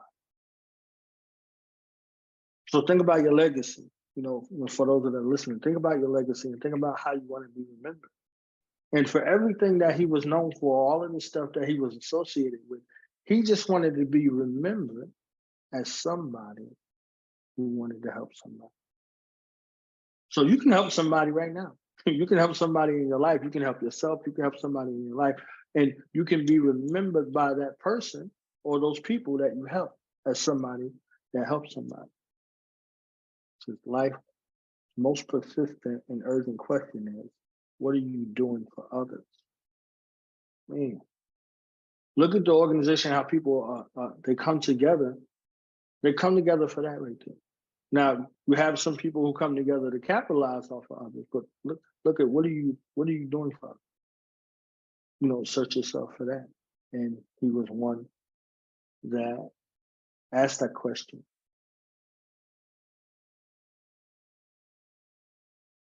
He said, if you can't fly, then run. If you can't run, then walk. If you can't walk, then crawl. But by all means, keep moving. Wow.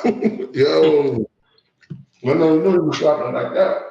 Yeah, you gotta think about that. You know, if you can't fly, you see what I'm saying? You don't have that vantage point. You can run. You see what I'm saying? But if you can't run, then walk. If you can't walk, then crawl. But by all means, keep moving. So he didn't stop. He didn't let anything stop him. Right. You know, in the last speech in '68, he was talking about how they never stopped moving forward, no matter what happened. He said the police dogs didn't stop him. The mace didn't stop him. The fire hoses didn't stop him. The jail didn't stop him. Nothing. The threat of their lives did not stop those people from continuing on for what they deemed as progress. You see what I'm saying? So in that instance, we couldn't even move, and we were still moving. You understand what I'm saying? But by all means, they kept moving. You know, so you come from people who kept moving, whether it looked like a small movement, if it looked like a crawl, if it looked like a walk, if it looked like a run, if it looked like flying, whatever it looked like to you, it's still happening. It's still going. You see what I'm saying? And it continues. Fine. Somebody said he was a rapper at heart. Yeah. It's all bad poetry. Right. Our lives begin to end the day we become silent about things that matter. Think about that.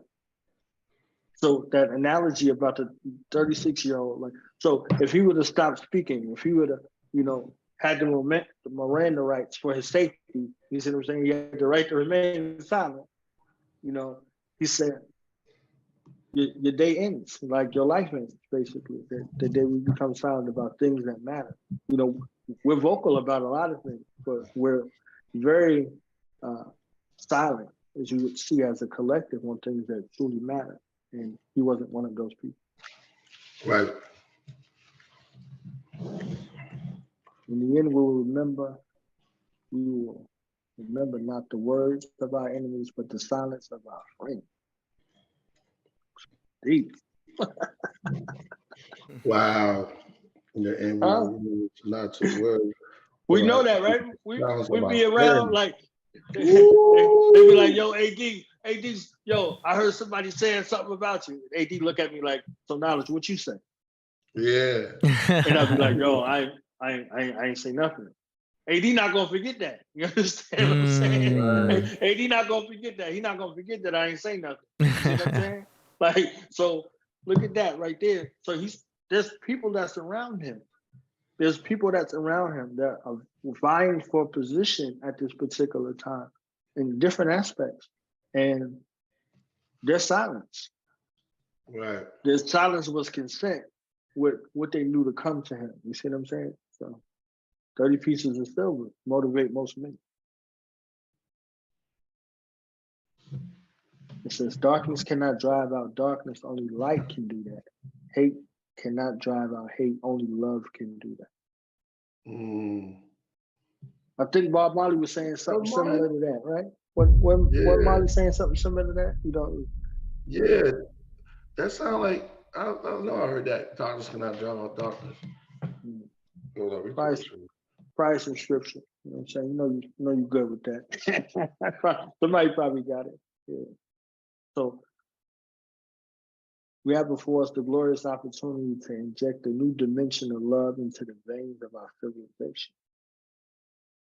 When you're in a war-torn society, it's kind of hard to actualize love. Like we were speaking about it, I think one of the other shows that I was on in regards to attaining self-actualization, if that was the highest form of Maslow's hierarchy of needs. But if you're struggling for food, clothing, and shelter, those things that are at the bottom, you don't get a chance to actualize love. And in a place that had so many depressions, a few depressions in this country's history, but so much war, for it to be such a young country, less than 250 years old, I think it's only about 20 to 25 years where this country hasn't been in war. So just think about it. This country is like, say it's 250 years old, for instance. So if 25 years of its country has not been in war, what's the other 200 years? Some kind of war of some sort. In that space, how do you, find some kind of actualization? What are you associated with? America outside of the continent of the United States or United States is known as the world police. So it's just interesting, some of these instances in regards to that. Yeah. Hold on, let me put this on.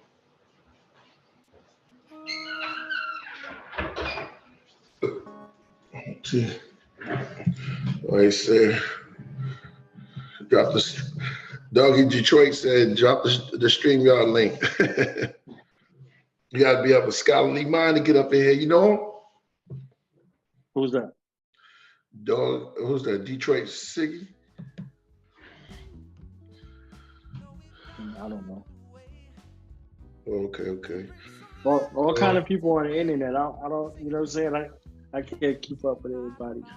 Yeah, this you got to be up a high level. You can't just get up on this stream. That'd be a streams of light. AD, so what did Martin Luther King mean to you, AD? I'm still learning, man. I'm a student. You know what I mean? I'm just taking it all in. You still learn about King? I learn every year. You know what I mean? I've heard a lot of things. It's sad what happened to him and everything. And I'm in the conspiracy world too, so I've heard a lot of the conspiracies, and it's sad. You know what I'm saying? From what I see, he's Capricorn, January 15th. You know what I mean? And he's pretty close to Aquarius. I know the Capricorns can get really political. I know they're very intellectual beings. They're ones that do a lot of book reading. Do you know what I mean? And they're really into the political space and things of that nature. And then once you get closer to Aquarius people are more like, well, the good ones are all about, you know what I mean? Like giving back to the world and like, they're like philanthropists. They want to like, they'll help the animals. They're all about helping, try to make the world a better place. So Right.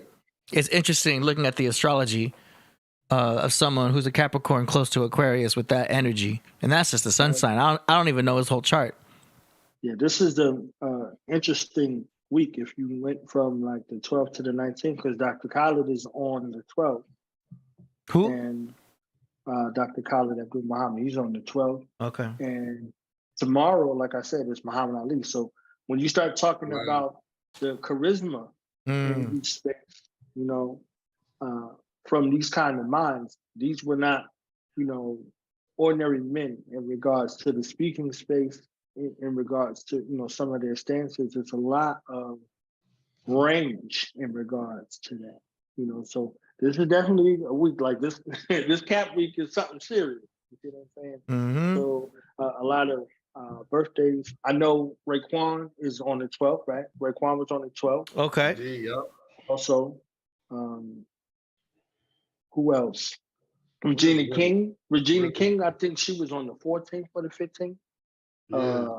Kalita Smith, the sister I was on the Bernie Mac show. Yeah. She was around that time. The sister that played the cousin from Living Single. What was her name? Kim Coles. Yeah, Kim Coles, comedian. She was on the 11. Yeah, Wow. she was on the 11. So it's a lot of those kind of unforgettable energies that exist. You see what I'm saying? In this space right here. So there's some other ones. LL birthday was what?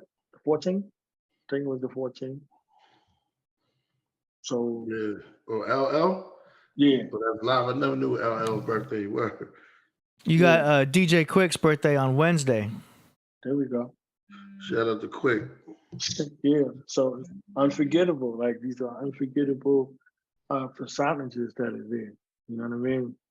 I think it's Overkill was what, the 19th? Okay, Overkill. You know what I'm saying? Like, yeah. So you're looking at that. Dr. Amos Wilson, his transition day was the 14th.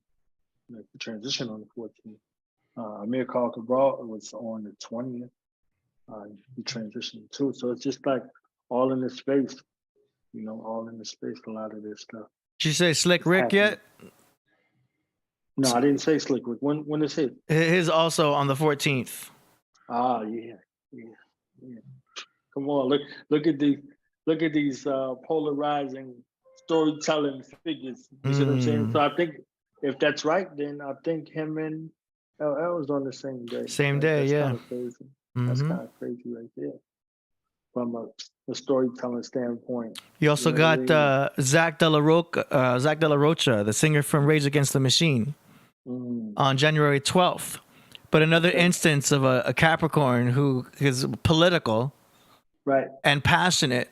I mean, that's Rage Against the Machine right there. You know what I mean? Right. Very powerful rock rap group. You know what I mean?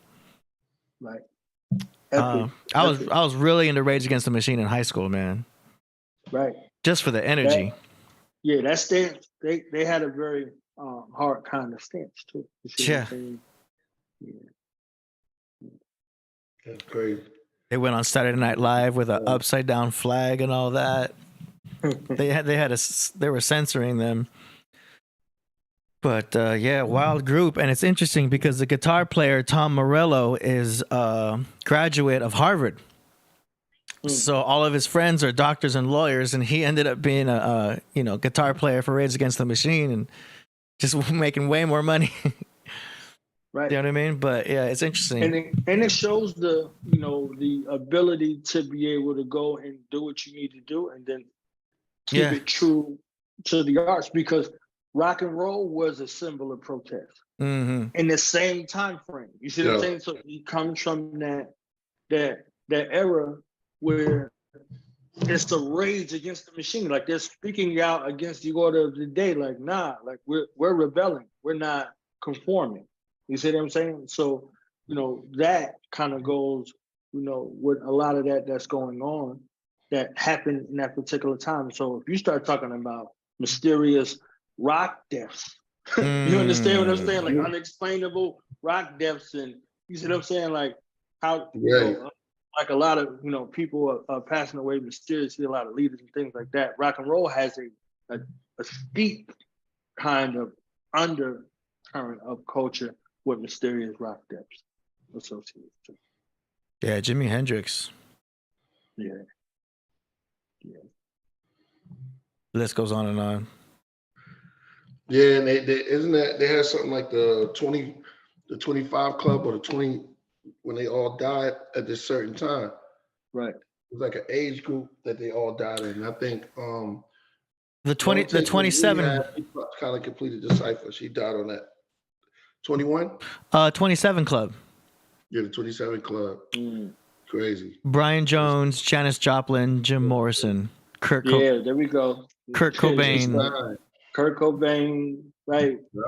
Wow, good point, Priest. I never knew that. That's the 9, yeah. Amy Winehouse. Winehouse. Cobra War or now? Rock and roll? Yeah. What you said?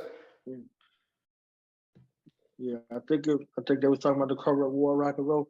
I think they said Elvis Presley and what's his daughter's name? She just died. Oh, Lisa Marie. Yeah, I think they all had like a 9. I think she was 9 when he died, and I think his death date add up to a 9, and I think she died with a 9. Wow. And the Beatles have that song where they're saying 9 over and over again. And then wait a minute, something you broke down before, but I know I heard about the Beatles, the scalp, and then it's rock and roll, right? The rock and it rolls or something like that. Yeah. What's the science on that? The Masons would use rock pebbles to move large stones. So, and in order to get the rock to move, you'd have to rock it and then roll it. So, like, let's rock and roll. Like, let's get this crater moved. Let's get this big stone out the way. How are we gonna move the stone? Well, you have to rock it, put some pebbles under there, and then roll it.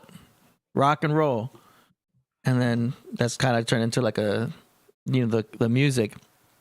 We can talk about the music part of it, but yeah, it's a derivation of blues, and they started plugging their guitars into amplifiers, and then cranking up the overdrives, and then next thing you know, you got distortion, and the next thing you know, you got harder and harder rock. And then they call it the devil's music. Right. But all that distortion would kind of distort your, in a way, it could be seen that way. It's distorting your aura. You know what I mean? It's a lot of distortion for the mind. So that's going another direction, talking about, you compare Mozart, which can uplift your frequency, and then rock and roll, it's like distorting it and all, like creating chaos in the mind. Blues. Yeah. A way harder version. Yeah. So you saying that rock and roll started from the blues, made rock and roll? Yeah. But it all came from the blues. Yeah. Technically, if you want to get more technical, it came from jazz. It all started from jazz, and then jazz, they would do the blues chords. Yeah. Jazz is a whole lot of more range of notes. You're doing 1, 3, 5, like 1, 3, 5, 7, 9, 13, 16. So it's way advanced. Blues would just be up to the 7. But there was one time, I think I heard that jazz was it was a youth music. And then it became dad music. You know what I mean? After a while, they were jamming the jazz at the clubs. So they were like, when they were young, that's what they was doing. So the younger cats was picking up the music instruments and going through it there before it got played out. And dad just started doing it there. It never played out, but I heard it was a time, like, I don't know, 50s or something, but they would play jazz regularly. Yeah, I mean, rock and roll. Yeah, that was an underground circuit. That's an underground circuit, and they used those spots as a space for bootlegging. You see what I'm saying? So bootlegging is kind of associated with that underground culture, the nightclub culture. You see what I'm saying? So everything was sacrilegious for them. You see what I'm saying? So if it wasn't gospel, quote unquote, if you wanted to sing anything else or play anything else, all of it was kind of purported in that manner, So there's an underground kind of current associated with blues and and with jazz because of the dance the dances that was associated with it. You know what I mean? Our elders be like, you out here gyrating to that Satan music. Yeah. And then swing dance came around with the swing. Right. Yeah, that was their twerk. That was them twerking back in the day. It wasn't actually twerking yet, but they were like, about how dances would be forbidden in some cultures. But the jazz music. Your culture don't have no dance. You don't have a culture. I'm sorry. Yeah. You don't have no dance. That's true. I mean, it was powerful to them. Even the Indians had the rain dance. Right. But with jazz, once you reach a certain level of understanding jazz, you become a session player, and you could jump in with anybody else that knows jazz and just jump right in. So like you'd be able to, you guitar player, cool, pop on in. Then we're in the key of G, and then they would just automatically like figure out what your key changes are and then go. So then that's a session player. They're able to just jump right on in. So there's like a language. That goes on. So I was in this Berklee School of Music summer program, and it was all session players. So we all knew what was up, and we would just pick a key and then start going, and then all take turns doing like 16 bars of a solo. So the improvisation was already starting back then, even similar to what you would do in a cipher, where people would go around and do a freestyle. Right. It was the same thing happening back then, but with jazz music, and it's a guitar player, and then the drummer and they were Yeah. building sets for the solos because the solos was a way for you to do it. You see Yeah. what I'm saying? To get that moment with the cue. Yeah. And, I seen James Brown be extremely masterful with putting all of that together. I was like, that's when I saw it. When it looked like rap. You see what I'm saying? When it looked like rap. Yeah. And I heard you giving reference to scat. Yeah. you got the scat on. You know what I'm saying? Like I heard you scatting over here, and the scat man was Gemini. You see what I'm saying? So Scatman Rogers, you see what I'm saying? He was Gemini. You see what I'm saying? So, interesting. It makes sense. I was cracking up when I heard it. I was like, man, I want to really know that that's a Gemini. You see what I'm saying? I didn't know. He came up. They had that scat man in what was that? Money Talks or Nothing to Lose? Nothing to Lose? Was it from Martin? Martin and the other guy. I think it was Nothing to Lose. Spider Scatman. Yeah, there we go. That's it. That's the movie. Yeah, he hops out the car like he's on fire, and they got the song playing. I'm the scat man. Like, yeah, there we go. yeah. That's funny. Yeah, so that was. I mean, it's a good way to. It was on a bunch of Twilight Zone episodes too. Oh, was it? Well, I love the Twilight. Which one? He was on the one called Kick the Can when they were playing the old people. Yeah, the old people. Yeah. Don't get me started on the Twilight Zone. Look, again, that's yeah, they jumped. Kick the Can is when they jumped in the pool. No, that was the other one. The Kick the Can where they actually played it. They went from old people to young people. Yeah. And the old man who didn't play, he had to watch them. Everybody turned young. Yeah. I remember that. This is the joint right there. Yeah, you had him out there. They was playing Kick the Can, and they got the youth back, and he got to watch all of those people transforming into young people. And he was ready to play once he seen everybody leave. So you see him right there, Scatman Rogers right there. See what I'm saying? Whoa. Yeah. Commander. Yeah, so you see him. He was on Sanford and Son. He was on a bunch of joints. He had a pretty good career outside of music. Priest, you seen all the Twilight Zones, huh? I mean, yeah, of course. I think I've seen every last one. I've seen every last one. Exactly. Some of them stuck out. And the adaptations. Like there's a few of them. Like Buck Houghton did some in the 80s. He was hosting in the 80s. Like so that was the first time you seen Twilight Zone in color. They had the Twilight Zone movies. And Forrest Whitaker was the host of the newer one. Wow. And Jordan Peele is the host of the latest one. They still kind of got some connection on CBS Network. Right. Did you ever get a chance to go to Disneyland, the Tower of Terror at California Adventure? They had a Twilight Zone theme before they changed it to the Guardians of the Galaxy. Before that, it was called the Hollywood Tower, and it's like a drop type of ride, but it was themed off of like this scary hotel type of Twilight Zone feel. You had to check it out. It was really cool. Why. I know they had an episode where a guy, he basically died from a heart attack. Like he came into the psychiatrist's office and they showed this elaborate story of him in a dream space, and he's relating the experience to the psychiatrist. And like this woman was after him and she was trying to kill him. And they go through the episode, he's describing everything, and he's like, that's why I can't go to sleep. If I go to sleep, I'm gonna die, blah, blah, blah. Oh yeah, that's my joint. Yeah, you know what I'm saying? So it shows him like he's jumping out the window. He jumps out the window in the scene, But he Yeah. actually just went in there and fell asleep and died. He never even talked to nobody. You see what I'm saying? Like, and the doctor Yeah. was like, yeah. And the doctor was like, sitting there. I think the doctor was, if I'm not mistaken, the doctor was the scientist on Gilligan's Island. Oh, Am I correct on that? Yeah, he might have been. Yeah. He might have been. Yeah, Yeah. it was. They had a bunch of overlap with them.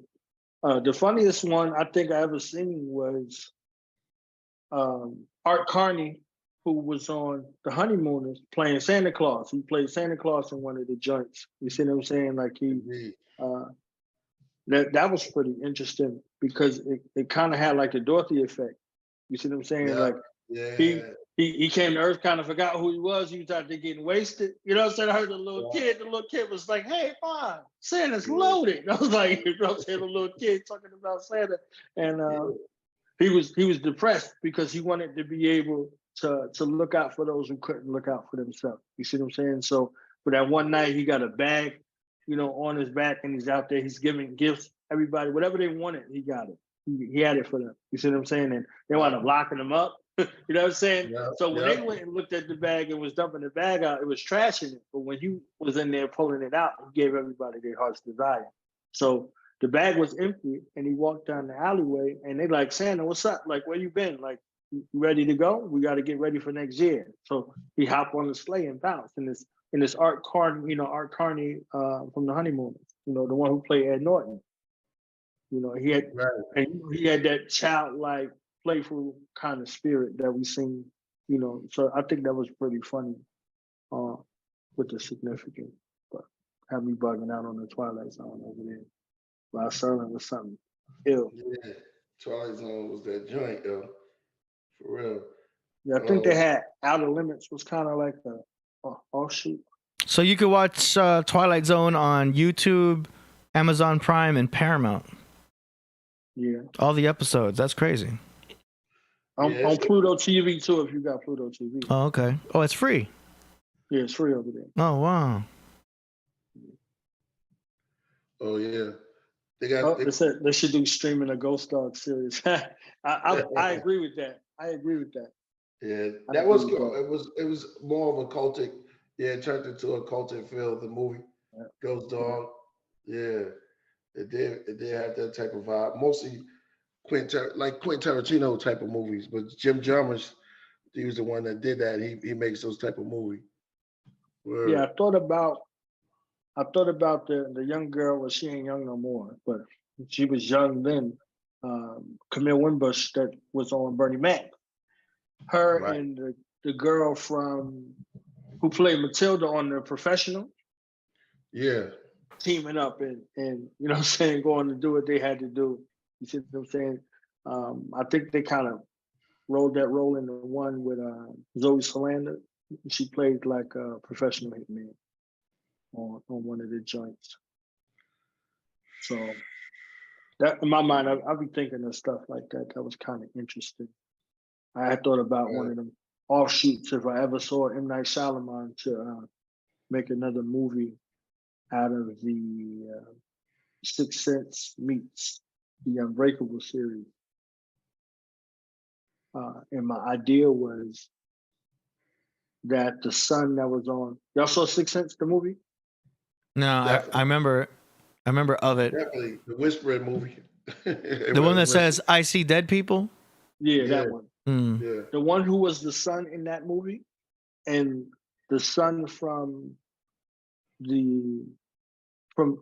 Bruce Willis in the Unbreakable movie getting together and teaming up. Because if y'all, I don't know, y'all saw Glass? Yeah, Yeah. that's That's why they call me Mr. Glass. That's part 2. It's like the third in the series, but it's like a sequel to Unbreakable. Yeah. Glass. Oh, okay. Yeah, But, I saw it, but I didn't understand it. Oh man, that's my joint right there. I had to do like a whole joint for Unbreakable, Splitting Glass. The trilogy, coming together, because you don't know it's a trilogy if you only saw Unbreakable. If you never saw Split, because it's not apparent until the end of the film. Like, Oh, okay. Bruce Willis walks in and he calls out the name of Mr. Glass. He doesn't call him Mr. Glass, but he calls him Elijah Price. You see what I'm saying? Right. So he's out there. He's on the scene basically looking for this guy. What's his name? Kevin Wendell Crumb. Yeah. Who's got all of these split personalities. So they show his schisms and that what they call it. It's Did. I think it was Did. And his father was on the train that Bruce Willis survived. He was killed on that train that derailed in Unbreakable. And in some of the older versions, I think the DVD version, they actually show his mother was abusing him and Bruce Willis was going to intervene. But he saw the guy who came, consequently, who kind of had like the similar clothes that the guy had on, like the yellow or something like that. Like he had a prison jumpsuit on type of situation or some coveralls, and he had a woman and a daughter trapped in the house. Like he had killed the man in the house and had them tied up to the radiator up in the joint. And he makes the decision not to intervene with the little boy, and that little boy goes on to become Kevin, the Kevin Wendell Crumb character that's in the Split series that comes up in the Glass series. So if we ain't kind of put that together, M. Night Shyamalan kind of put those three together and made it like an unofficial sequel. And then in the end, with Split, they all die. So this is why my idea is kind of like putting it together, because the guy in Sixth Sense can see dead people. And I kind of put it like he loses his mother, like his mother passes away and he's depressed and he becomes a psychiatrist, but he doesn't want to help people anymore. And the son watching his father, die in that battle, have him all messed up, and they say you need to go see this psychiatrist. He helped us. Like the mother and the sister that was kind of with them. And he goes into his office and it's him. And like behind him, I kind of got it in my mind, like they're there talking to him because he could see dead people. You see what I'm saying? So they kind of help them. They get together and they navigate and it becomes something else where it continues. So one of them bugged out ideas. Wow. Wow. Yeah, that's crazy. Because they didn't even know they was dead. That's the whole thing. Well, Bruce didn't even know he was dead. I relate that to a lot of cats be walking around. Right. You got the mummies theory, you got the zombie. There's just one coming back to eat you. They need brains to survive, like in Walking Dead. That's one of my I binged out on Walking Dead. But those movies, they crazy because they do relate, and it's all coming from the imagination. And the imagination is real. It's based on reality. All is based on something real. You look at it like that. Somebody said something. Oh man, 12 Monkeys. Another one. Yeah. Let's go. 12 Monkeys. Let me give us, the 12 Monkeys. Insane Asylum, Brad Pitt. Right. Insane Asylum. He said, my father's a hurricane. Oh yeah. He was the son. He didn't need to even be. He was paid and everything, right? Wasn't his father? His father was like one of the dudes who started everything. Remember, he ended up being the dude who was controlling the whole stuff. He was in the crazy house. Word. Yeah, I got to go back to see 12 Monkeys, yo. Yeah, it's been a minute. I remember seeing it in the movies back in the day. Mm-hmm. I don't know how many movies I ever paid for. You know what I'm saying? Going in the movies back in the day. We was in the movies all the time, though. You know what I'm saying? We was in the movies all the time, but I don't know you can how many times. You can see 3 movies with the price of one. Yes. Two definitely on the Dukes. Yeah. Right. 2 definitely. So you really getting over. Right, you get like two and a half. Might get 2.5. You good. Yeah. Yeah. Downstairs. Years up. I'm reading some of the joints. I'm like, yo, shout out to Vultures. I see you in the building. Wait a minute. We always wanted to go. What's your take on Dark City? Yeah, Dark City. Did I see that? Dark City was heavy. It was Mr. Green. They had the colors in their name, almost sort of like but it was almost like the first or another knockoff with the Matrix, but it went in it. Dark City was crazy. Word. It's around the same time. They were controlling the minds. It was heavy, yo. Yeah. After a certain time, they were switching to alternate time. That was heavy. Yeah. That should be our assignment, to see these movies and then come back with something based on it, right? Right. Yeah. I gotta recheck this out. I remember this from back in the day. I don't remember it so well, you know. Oh, Dark City? Yeah, it's like a year before the first Matrix. Voltage says it was an ill movie. Vinny Blacklod said it was great. WS Banker says it was a trip. Mark Aragon says deep movie.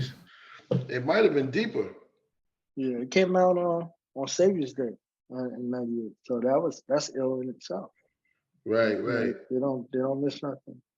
You don't miss nothing. Yeah. Yeah, I want to check it out and come back.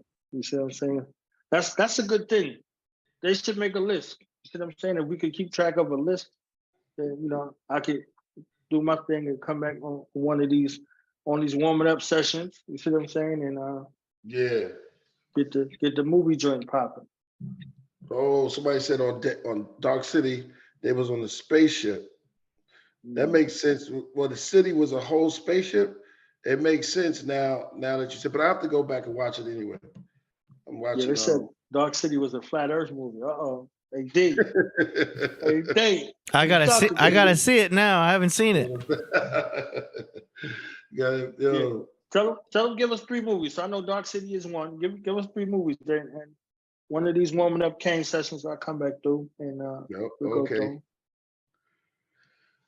Jacob's Ladder. Okay.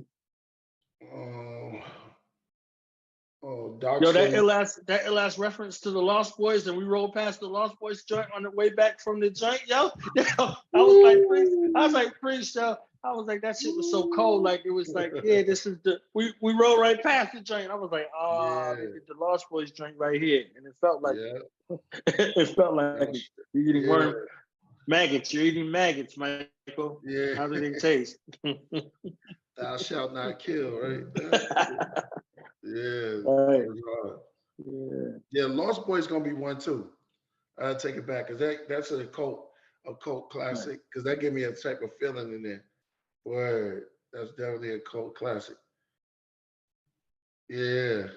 They said your ears peaked up, AD. I was like, what? I gotta see this movie now. Definitely shout out to Danny Salinas. If you haven't seen The Fountain yet, I would suggest The Fountain to be the first one you want to break down. The Fountain was the truth. Yeah, the Fountain was the truth, and it wasn't in English. You know what I'm saying? Like, yeah. Oh, the original wasn't in English? Yeah. Who's the other joint? Somebody said Cry Little Sister. Okay, The Fountain was ill, and Apocalypto was ill. Apocalypto. Oh, yeah, take it back to that. Yeah.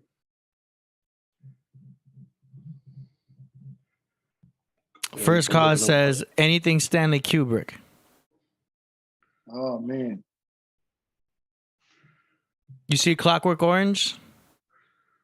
Yeah. Yo, I've never seen it. I get AK.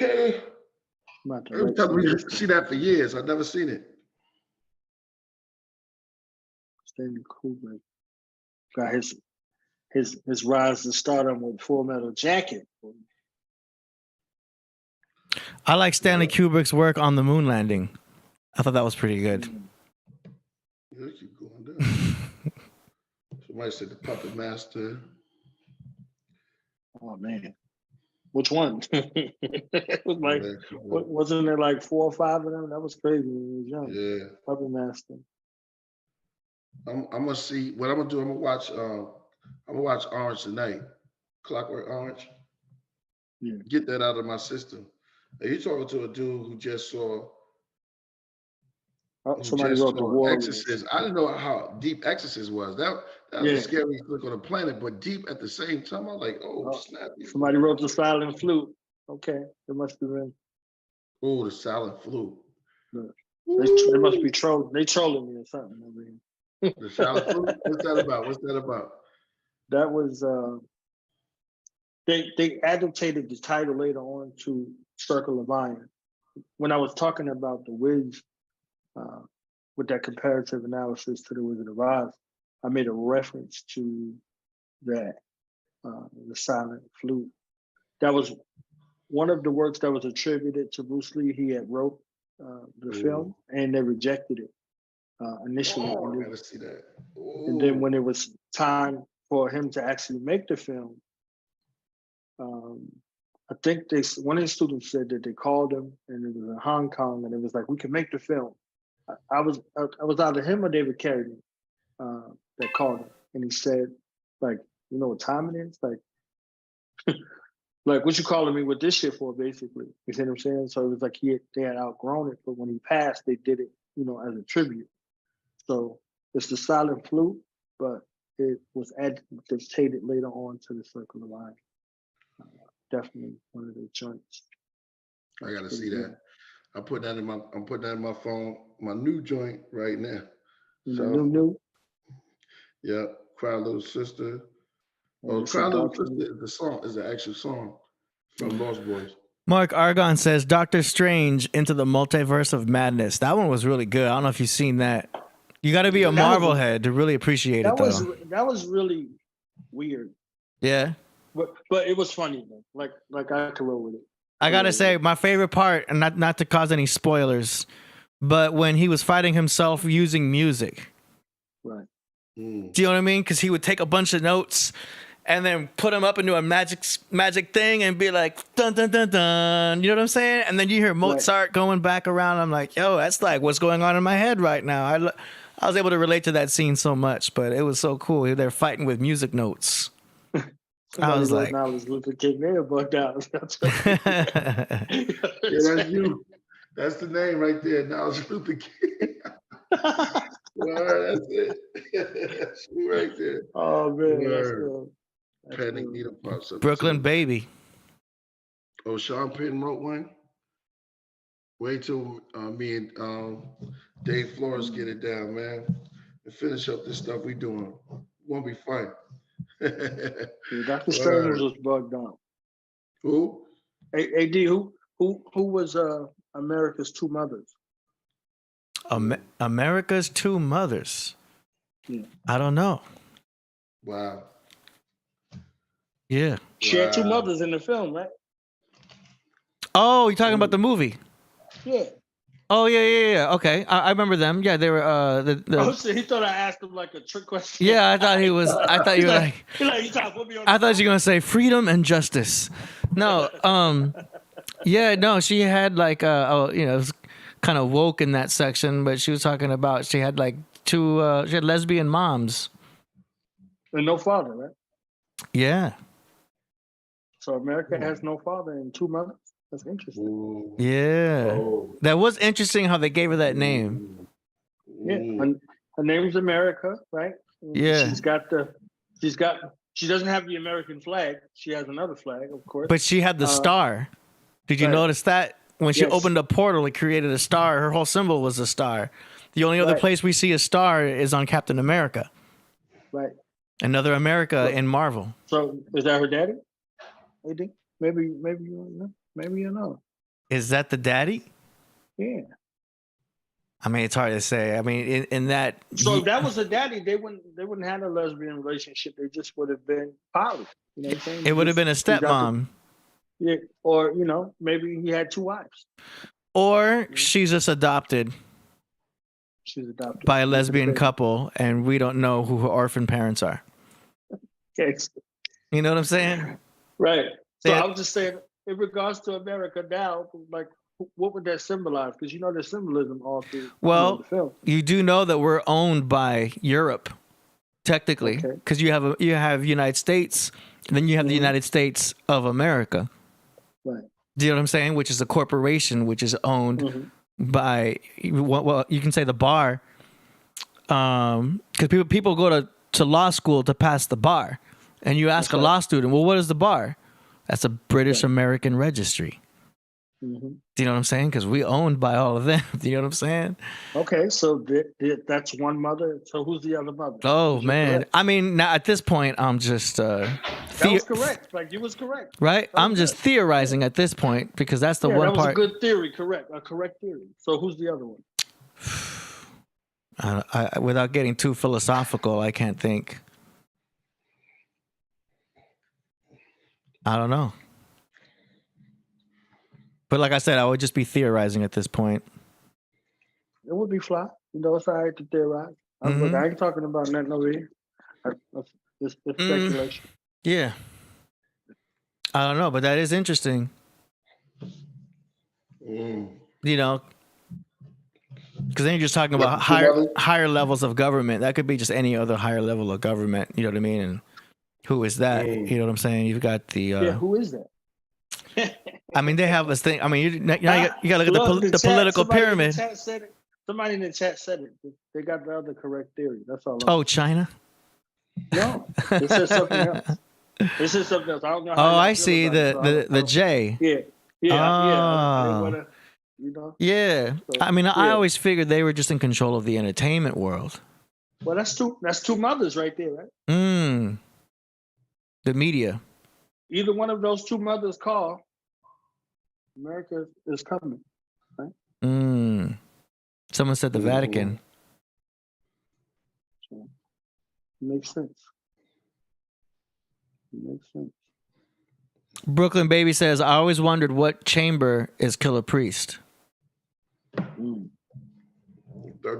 Huh? What chamber is Killah Priest? 37. He is a 37th chamber. That would be a there good. There are only 35 chambers. Man. Hey, Killah Priest is the 35th chamber. Y'all remember that track? Yeah. Remember when he went in there? He went in there. He was like, "Master, teach me kung fu." Yeah. How many times have you read the sutra? Yo, my man was in the chamber like he was in the chamber all his life, but he was waiting for that moment to finish off the joint, and he fucked it up, and then he remembered it while he was getting ticked out. He was like, ouch. Yeah. I was like, damn. They born invincible. He was like, "Master, teach me kung fu." How many times have you read the sutra? And he was like, "Never." He was like, ouch. Aurora Borealis says X-Men X Corporation. I'm sure you could do some things about X-Men because you seem to know a lot about the X-Men also. I don't want to be, fighting with no comic book heads because them comic book heads is brutal. You see what I'm saying? They're around the world.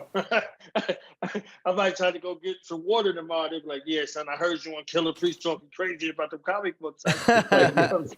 They ain't playing. I think they worse than the Flat Earth, man. Flat Earth's got a show right now, but it was comics back in the day. You know what I'm saying? They be knockdown, drag out sessions about it. Like, nah, son, according to the comic book, issue 17. Yeah.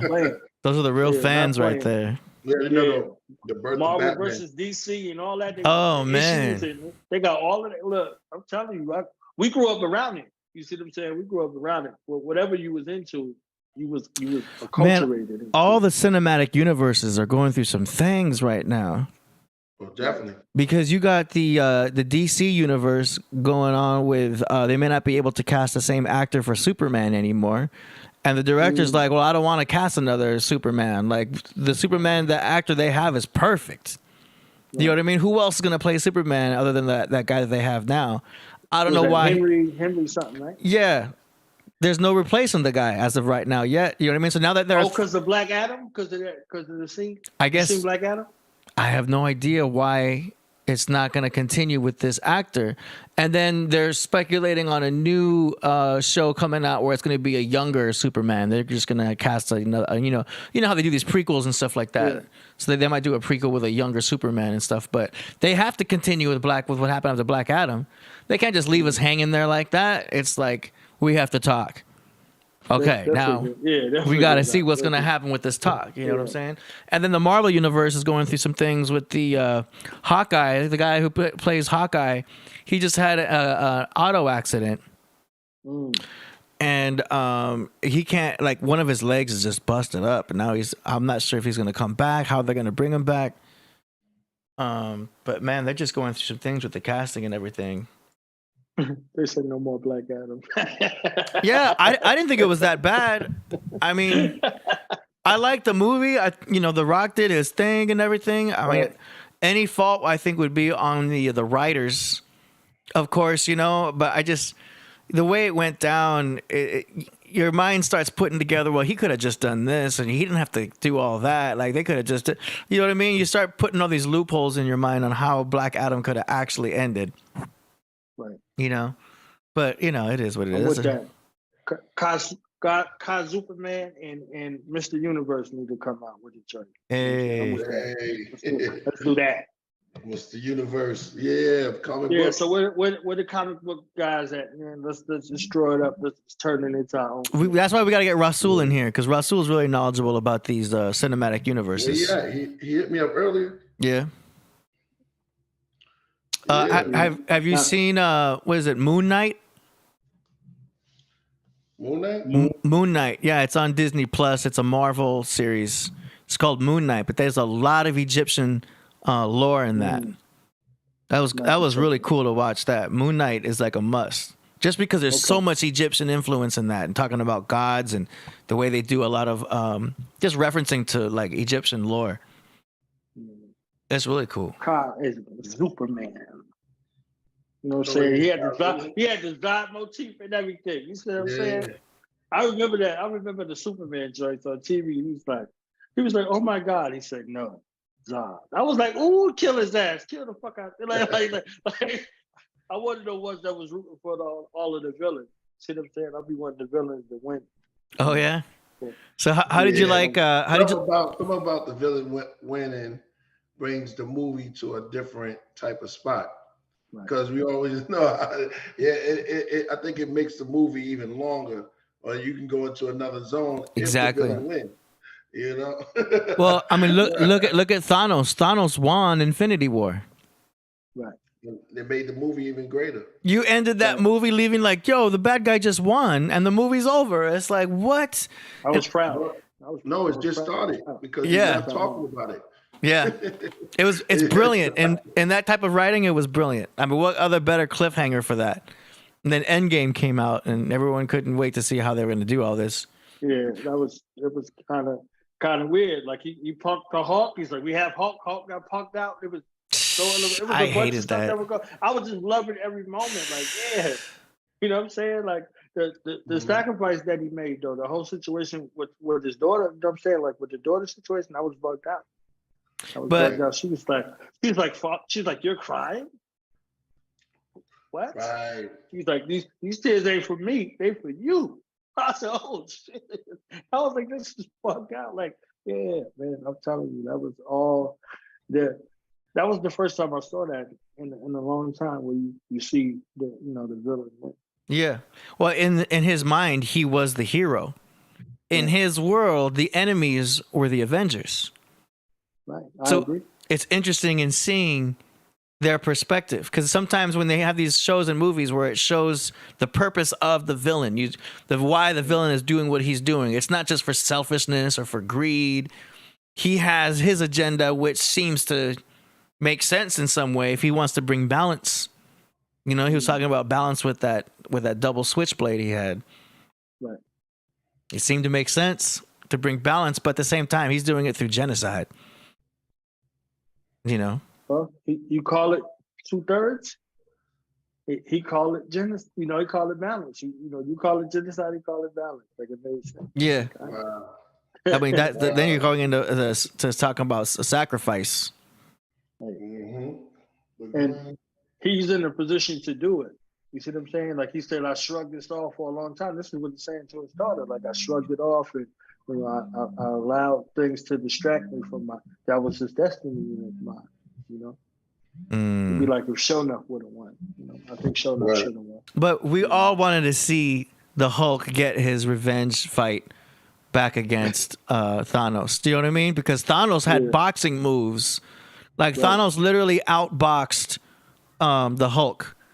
Like just hit him in the back, got him in the kidney, picked him up, and just dropped him. It's like, and that just crushed Hulk's ego. He didn't even want to come out no more. He quit fighting altogether. Like, damn. You know what I mean? But everyone wanted to see him come back at the end. You know what I mean? Right. Thanos, and I think that the Avengers wasn't shit for that. You know, either way for Hulk. Like I was saying that previously. All they used him for was a brute, and he was the scientist. Yeah. You see what I'm saying? So if anybody was going to figure out a way from that way to defeat him, then it would have been him. You see what I'm saying? Like all the technology in the world and all that stuff, it didn't help them. You see what I'm saying? In that instance. So you're supposed to know your friend's strength. You see what I'm saying? Instead of playing to the weakness, like getting them upset and have them, you know, acting out of character. That's basically what it is. Like he throw a temper tantrum and then he's able to be strong. But the strongest thing he had was his mind. You see what I'm saying? Yeah. He brought balance with it himself, but then it took him out of character because the people want to see that yang energy. They want to see the Hulk rage out. They want him to see him Hulk out and be the Hulk because he himself is bringing that balance to the situation. And then now he became all smart and like, oh, I balanced my Hulkness. Now I can control it. It's like, oh, cool, good for you. It's not fun anymore. He's not that raging Hulk that we want and need when it's time to, you know, get wild, get crazy. You know what I'm saying? It was disappointing to see him lose that rage. You know, good for him, I know, with balance and zen, blah blah blah. But like sometimes you want that beast to be unleashed. You know what I'm saying? And like it goes the same with us. You know what I'm saying? That's what he said in Glass. He was like, I would like to see the beast. He said, you better hope he likes you. Priest, you got to use that. Yeah, I know. What's up? That's one of the things they talk about in modern day philosophy. If you follow like Jordan Peterson, he'll talk about how man should be dangerous or have the ability to be dangerous, but under control. Right. So you should be in control, but when you need to be dangerous, you should be ready to be that dangerous. You know what I mean? You don't want to be weak. You know what I mean? Too peaceful, too far to the left, too much yin. Controlled rage energy. So it's probably a good example of. And that's why the overlap is necessary. You have to know in what instance to be what. Yeah. It was just funny when he was balanced out and he had to be tough. He would just hit the top of the car and be like, "Rar, blah." But I mean, the same thing could be said if you know about Pacquiao. If you remember Pacquiao, he was a raging fighter, and then Pacquiao found his peace too. Remember, he stopped drinking, he stopped doing certain things, and he became a peaceful person, or so he said, religiously. And then he, I guess, lost fight. I don't know if that was around the same time that he got that knockout or he got knocked out by Marquez. That fourth Marquez fight shouldn't have happened. Marquez had his number, though. Yeah. Marquez had his number. He had it. Like, just some guys just had the number. You see what I'm saying? Like, he had his number, and he was like, I'm not letting it go to the judges no more. Like, you see what I'm saying? This is going to happen. He figured him out. What Mick said to Rocky, I don't know how much Rocky fans y'all are. You see what I'm saying? But Mick said that to Rocky, I think it was in part 2 or something like that, where he told him, like, he's like, what happened? You know, he said, kid, what happened to you was something that we wish never happened to a fighter. You got civilized.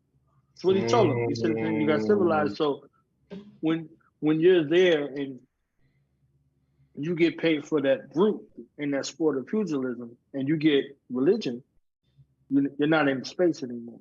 You see what I'm saying? Like, you're not, that killer instinct that was there was something that was different, which was a sharp contrast between like a Pacquiao, and since we're going into Muhammad Ali, the religion made him a greater fighter versus the less greater fighter. You see what I'm saying? It made him more ferocious because it was transforming to his being. You know what I'm saying? Like, so he was fighting in a space with more vigor and more zeal. You see what I'm saying? So one versus the other, you know, is a sharp contrast to where, you know, Pacquiao became a very great human being, like Muhammad Ali did. You see what I'm saying? Later on, he became a greater human being, but it didn't help him in his chosen profession. You know, so at that point, you know, seeking to do that again, you're not going to do it with the same aggression. So even with the Rocky, you know, explanation kind of with Rocky, once he lost to Mr. T, because Mr. T whooped his ass. Like, you know, for the record, I loved every moment of it. He beat the shit out of him. You see what I'm saying? So I was proud. I was like, yeah, like they could just cut the movie off. But the movie went on, and then, you know, he comes back in the ring, and the first fight ain't the same as the second fight. Like, it was something that was different. But he had lost that edge. He lost the edge twice. Twice in a couple of the films. So those were two moments where, you know, those were deciding factors. Like, he's in the ring with Apollo, and he's like, tomorrow, Apollo. He's like, there's no tomorrow. You know what I'm saying? Stallion, there's no tomorrow. You see what I'm saying? So he's talking to him like, what's wrong with you? Like, he was trying to wake up that same thing that you was talking about with the Hawk. Like, he transformed and just, you know, hit the top of the car like nothing. You see what I'm saying? It's like, oh yeah, whatever. So, you know, trying to rediscover that, trying to bring that back out. You know, that I am the tiger, champ. Come on, I am the tiger. You see what I'm saying?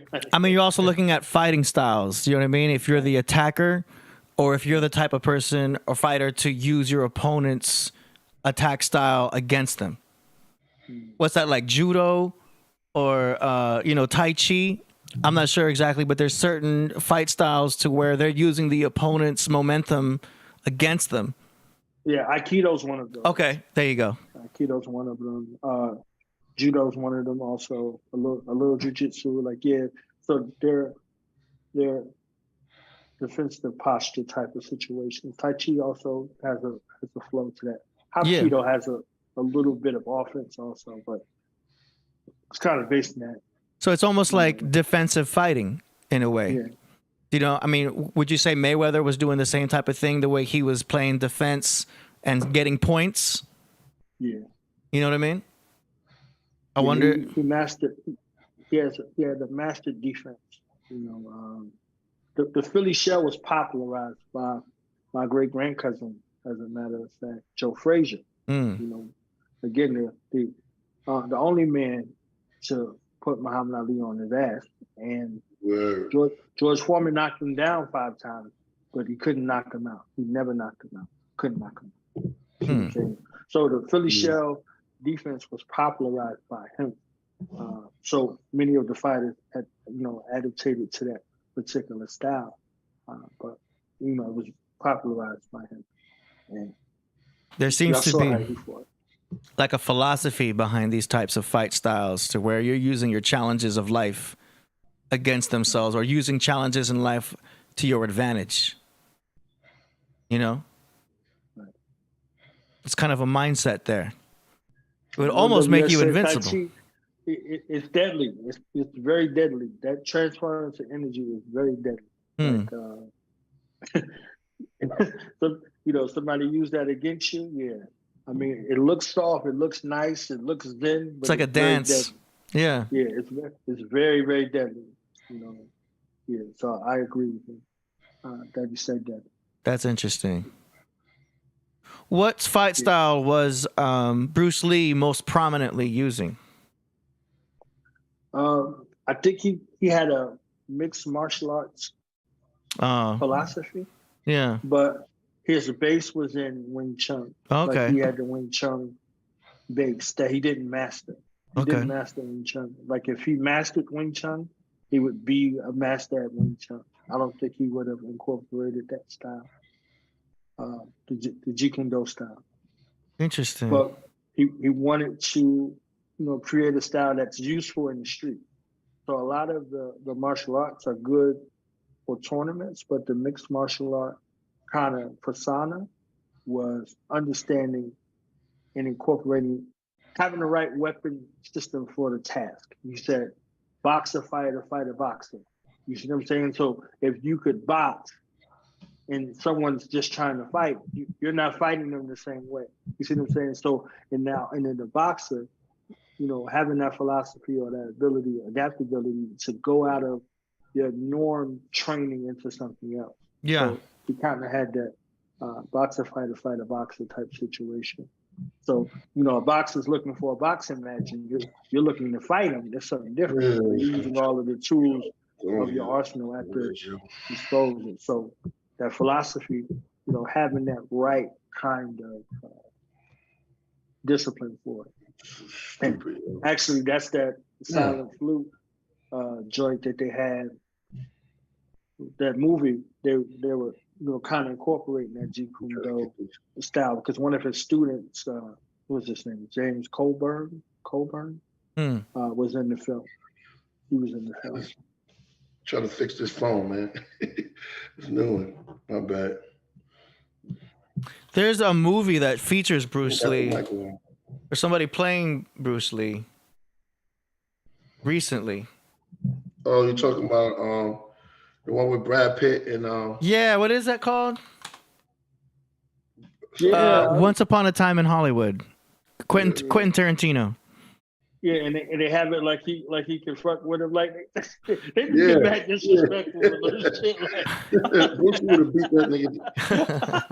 I'm telling them they acting crazy. Bruce Lee would have beat that.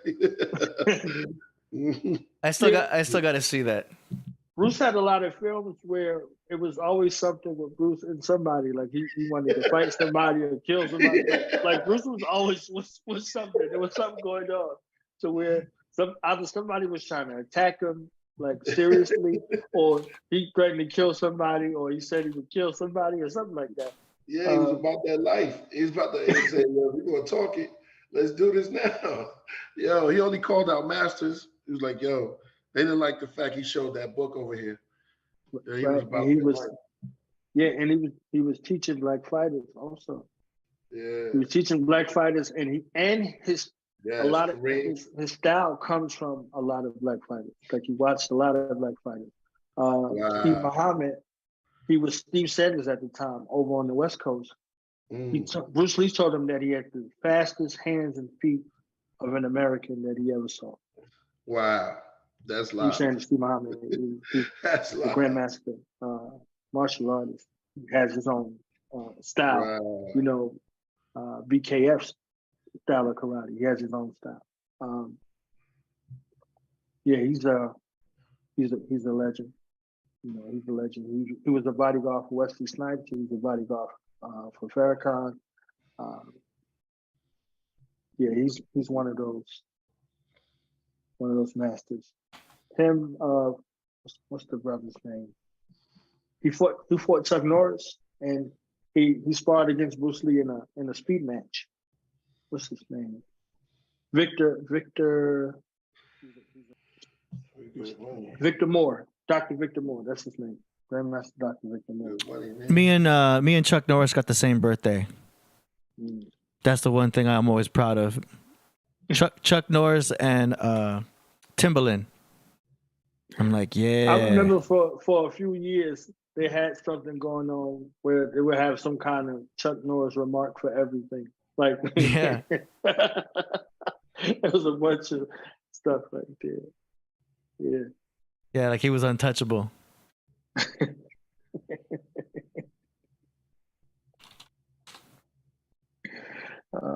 Let's say something like Chuck Norris kicked the air, and this is why you have day and night, or something like that. Like they're just saying crazy stuff like that. Oh yeah, Chuck Norris could do it. Bruce Lee broke that nigga neck. Yeah. Chuck was dope. Was dope. What about Steven Yeah. Seagal? Steve Muhammad actually beat him in a fight too. He beat Chuck Norris. He beat what's his name? Joe. What's his name? Joe something. Oh yeah, see, look, it goes stuff like this. It was stuff like that all through the whole thing. Chuck Norris was in all the Star Wars movies. He was the Force. Yeah, they had crazy stuff right there. He doesn't do push-ups. He does earth pushdowns. Yo, they said a lot of crazy stuff about Steven Seagal too. You see what I'm saying? Michael Jai White, I saw him in a couple of interviews. Like, they said he said. I gotta get out of here, but I'm gonna be listening on the joint because I gotta do something real quick. I'll be listening on there and I'll be checking it out. I'm still on. All right. Hey. Yeah, he said that. He said that kind of like Bruce Lee. Bruce Lee was hard on the stunt doubles, like he actually punched them and hit them and hurt them. You know, a lot of them. And he said Steven Seagal was doing the same stuff with the guys. He was like punching people in the face and all kind of stuff. And Michael Jai White, who was a black belt in 5 different martial arts disciplines, said like he knew not to try that shit. Like, like he just knew. You know, like somebody said something about him. You know. Well, I assume they have like stunt people to be able to take the punches. Right. Jackie Chan said that's how he got his job. He got his start. Really? He said Bruce Lee, you know, was with him and he did a bunch of stuff with him and he said he could take it and the rest of the stunt guys were gone. So he was like, we're keeping this guy. Like he just stayed. So Bruce gave him kind of like his start with it. He was able to take all the punches and right and work and keep working. So you see him, right? You see him right there. You see what I'm saying? Like he's there literally. So he was in that movie. That's so cool. You don't even know. Like so he said that and he had a lot of respect for him. So he's saying that he gave him that go to do a lot of this stuff. Dang. That's crazy. I just love all the choreography with the fight scenes with Jackie Chan. You know what I mean? Because they're using pots and pans and doors and it's all one shot. You know what I mean? Or seamlessly one shot, but so good. And Brandon Lee, he died young, but he was one of those personifiers of Jeet Kune Do. Like to see that trapping kind of style that a lot of karate styles are using now, with a lot of jamming and blocking and locking and trapping. That adaptation, like he had it kind of early on Rapid Fire. They didn't show it so much in Showdown in Little Tokyo. They showed it a little bit, but not so much in The Crow, which was his last film, but more so in Rapid Fire. Rapid Fire kind of personified it, and the use of the room, like Jackie Chan was a master at using objects in his environment. Yeah, and his was kind of cutting edge. That's one thing I started to like about Mortal Kombat as they increased the games, is that you were able to pick stuff up. Right. I would do a fatality by throwing a bucket. How you like Jet Li? I actually had a lot of love for Jet Li, and he had a similar path to Bruce on the screen with him, like people challenging him. If you remember Kiss of the Dragon, that scene that's similar to the scene, I think that was in Chinese Connection, where he's in the dojo and he's fighting everybody. I think that was Chinese Connection. I think it was Chinese Connection or Fist of Fury, one of those two. They issued a challenge to Jet Li, and they told him in Kiss of the Dragon, when I was watching the behind the scenes, they said that you're beating a lot of people. Like, tomorrow we're going to kick your ass. This is what they told him. You're not going to beat us like you beat everybody else. Mm. So they said that they let him fight, and he beat everybody, and then they made the fight choreography after. So I don't know how true that is, but that's what they said. Like the directors and the people that was behind that movie, Kiss of the Dragon. Yeah. So yeah, so that was kind of that scene where he goes into the dojo. But I know there's another movie with him. Was an older movie, one of the Hong Kong joints where they had the No Chinese or Dogs Allowed, where he fights the Japanese in that movie. But just in that kind of instance, there was a lot of situations where they said people was waiting for Bruce Lee to fight him after the scenes were over, and people would try to jump him and all kinds of stuff. And I think Jet Li kind of went through a similar thing to that space, especially on sets of movies. He said that he broke his ribs in the movie with Aaliyah. Which one was the one he was in the film with Aaliyah? Romeo Must Die. Mm. They had that pile-up scene where they were playing football, and he broke his ribs in the scene because he insisted in doing the stunts, and they all piled on him, and he broke his ribs. Oh, no way. Yeah, he said he called his wife and said, "I don't want to do the movie anymore." He broke his ribs. So yeah, just instances like that. Jackie Chan was in one of those movies. He had broke his leg and he kept shooting. He had a cast and they built it to make it look like it was part of the wardrobe, so he was still fighting people with a broken leg. Oh my God. Yeah, so it's just like it's stuff like that to where a lot of those things didn't get taken into account. That's crazy. I don't know if we'll ever see another Jet Li movie, but I know he was a real martial artist from some of my research. He was like a sword champion, and he was another one who was a master with Wing Chun.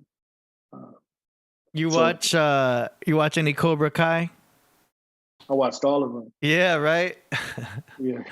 So much nostalgia seeing that show. I mean, it's funny, they got the new generation going on, but I just like seeing all the old cast members from the original Karate Kid. You know what I mean? Yes, I loved it. I loved the idea of it until it was too much of the Danny LaRusso story. It went from Johnny's story to the Danny LaRusso corny soap opera type of. It is because Danny's married now. You know what I mean. He's got the wife. He's got the kids. You know what I mean. He can only be so tough now because he's got the wife. If he made a cameo, like just one little cameo or something like that, that would have been fine. Because it's Cobra Kai. It's not Miyagi. It's not a Miyagi series. Miyagi though. Yeah. So it's like to see Mike Barnes, to see what was the other guy, Chosen, to see those guys, I was like, man, this shit is crazy. Yeah. Where did they find these guys? And they found the girl from Karate Kid, the second one. So it was like they kind of put the story, together. It was pretty ill. And even the girl that was the girl in part 3, she was friends with the girl who was his wife. So it's like all of these other stories was fine, but I just love seeing them. As fucked up as it sounds, but I just love seeing them little kids fight because them little kids were fighting. They were fighting. I was like, that's the new generation with all the moves and shit. Yeah, they was getting down and talking noise and all of that. And I was like, I'm here for the kid fights, man. I don't care nothing about the adults. The adults is pretty trash. But so we got season 6 coming out soon. Yeah, I'm excited for that. For Cobra Kai. I want to see where this new Creed goes, and also this new John Wick. So I'm excited for that. And then I saw something with the Transformers. I want to see this new Transformers and see what's going on with that. Yeah. Too. So I'm kind of interested to see where that goes. I haven't seen the new Avatar yet, but people are asking me, my thoughts about it. So maybe I'm not too excited about the Avatar, but I guess I'll check it out. I like the other one with Michelle Rodriguez before they killed her. But yeah, man, I want to see the new John Wick. also. Yeah, Donnie Yen's in there. Donnie Yen has a special place in my heart. I know he had the Iron Monkey series. That was kind of his series. But I saw him in Hero. And there was some shade in Hero. There was some shade in Hero that kind of went out of the Emperor's mouth. Did you see the junk Hero? Jet Li? Not yet. Yeah. So Jet Li and Donnie Yen are fighting. Because in Forbidden Kingdom, there's a fight between Jet Li and Jackie Chan that everybody wanted to see. I was all excited to see it. And it was kind of like a stalemate type of situation. I was like, wait a minute, are they about to fight right now? I was like, what? Jet Li and Jackie Chan, they're about to fight finally after all this time. And then it was kind of like a little quick exchange and it was like a stalemate. But Donnie Yen and Jet Li, to see them across from each other, and the fight in the film kind of happens in their head because as the story unfolds, they're all in cahoots with each other. And he brings his sword. He brings a part of the sword that's broken. And the Emperor says to him, to Jet Li, he was like, you beat him? He's like, yeah. He's like, you fast, but you're not that fast. So I don't know if it was just like a movie reference, but it sounded like shade. It sounded like there was no way that Jet Li's beating Donnie Yen in the fight. You see what I'm saying? Like, yeah. He's like, no way. So I just, think that was a little funny with the shade that went on there, like an undercurrent. If it was shade, that's me probably reading a little too much into it. But I just thought that was wild disrespectful because I liked it. Because, that's it right there. So that's called Hero. Yeah, Jet Li. 2002? Yeah. Wow. All right. Well, I got to see that one too. Yeah, some of the movie guys were good, and I don't think Michael Jai White gets any props about his martial arts skills. He's one of the most fluid guys I saw from the martial arts scene, and he fought in a lot of tournaments in real life as well. So he's from young on up, like he's like a lethal kind of guy. And if you see him in his demeanor, like you see a real fight, you don't see like a movie star kind of guy. Yeah. So he's in the movies trying to act like a regular guy. Like he's really like a lethal kind of guy. So I think that was pretty ill. I think he said when he did Spawn, he didn't want to be the martial arts guy, so he kind of dumbed down and went to other different kind of roles. He didn't want to be pegged like, Wesley Snipes, a martial arts, guy as well. You see what I'm saying? He, it would have been funny to see those two mix it up as well. But yeah, I think he was like, he didn't want to get typecast in a particular kind of role as just the martial arts guy. So I think he kind of left it alone. But everything I saw him in, martial arts wise was pretty good. Nice. I think he has a black belt in 5 different martial arts. Somebody put Leroy. Oh man, The Last Dragon will forever be in my top list of movies forever. Yeah. So yeah, you said Creed 3. Yes. That's what you're looking forward to. Yeah, the guy that plays Kang, in the Guardians of the Galaxy. Yeah, in the Marvel. Yeah, he's the guy that he fights in this film. Oh, okay. And he was just in something recently, like a World War II fighter pilot type of film. Yeah, he's gonna be in the new Ant-Man and the Wasp. Yeah, there we go. Coming out. That'll be cool. Yeah, The Last Dragon is one of the joints. They said that Ron Van Cleef trained Timac, and Jim Kelly trained Shona for The Last Dragon. And Ron Van Cleef made it like a small cameo in the film in The Last Dragon. Mm. So I think we only saw Timac because of Ron Van Cleef. I think he don't. I don't even think he's. I think he said it himself. He didn't have the audition. Like he set it up for him. So that's one of those times we saw him. You got the new Scream 6 coming out. I haven't even seen the latest ones. I just remember the first like 2 Scream movies. I haven't been keeping up with them because it gets kind of like, all right, you know what I'm saying? Like it doesn't build my energy. If I ever saw those movies, it was because I was with a girl and she wanted to see that shit. You know what I'm saying? That's the only time I'm ever. And those are they're date movies. Not exactly something I'm trying to go see Scream. You know what I mean? I'm gonna gut you like a fish. Yeah. You got Shazam coming out. Same with Shazam. I mean, what? Shazam's coming out. Fury of the Gods. There's that. Is that the one like Shaq was in? I know that. I know that was a. Was that Shazam?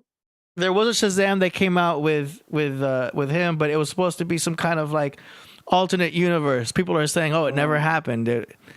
It was the what effect? The Magellan effect, Mandela effect.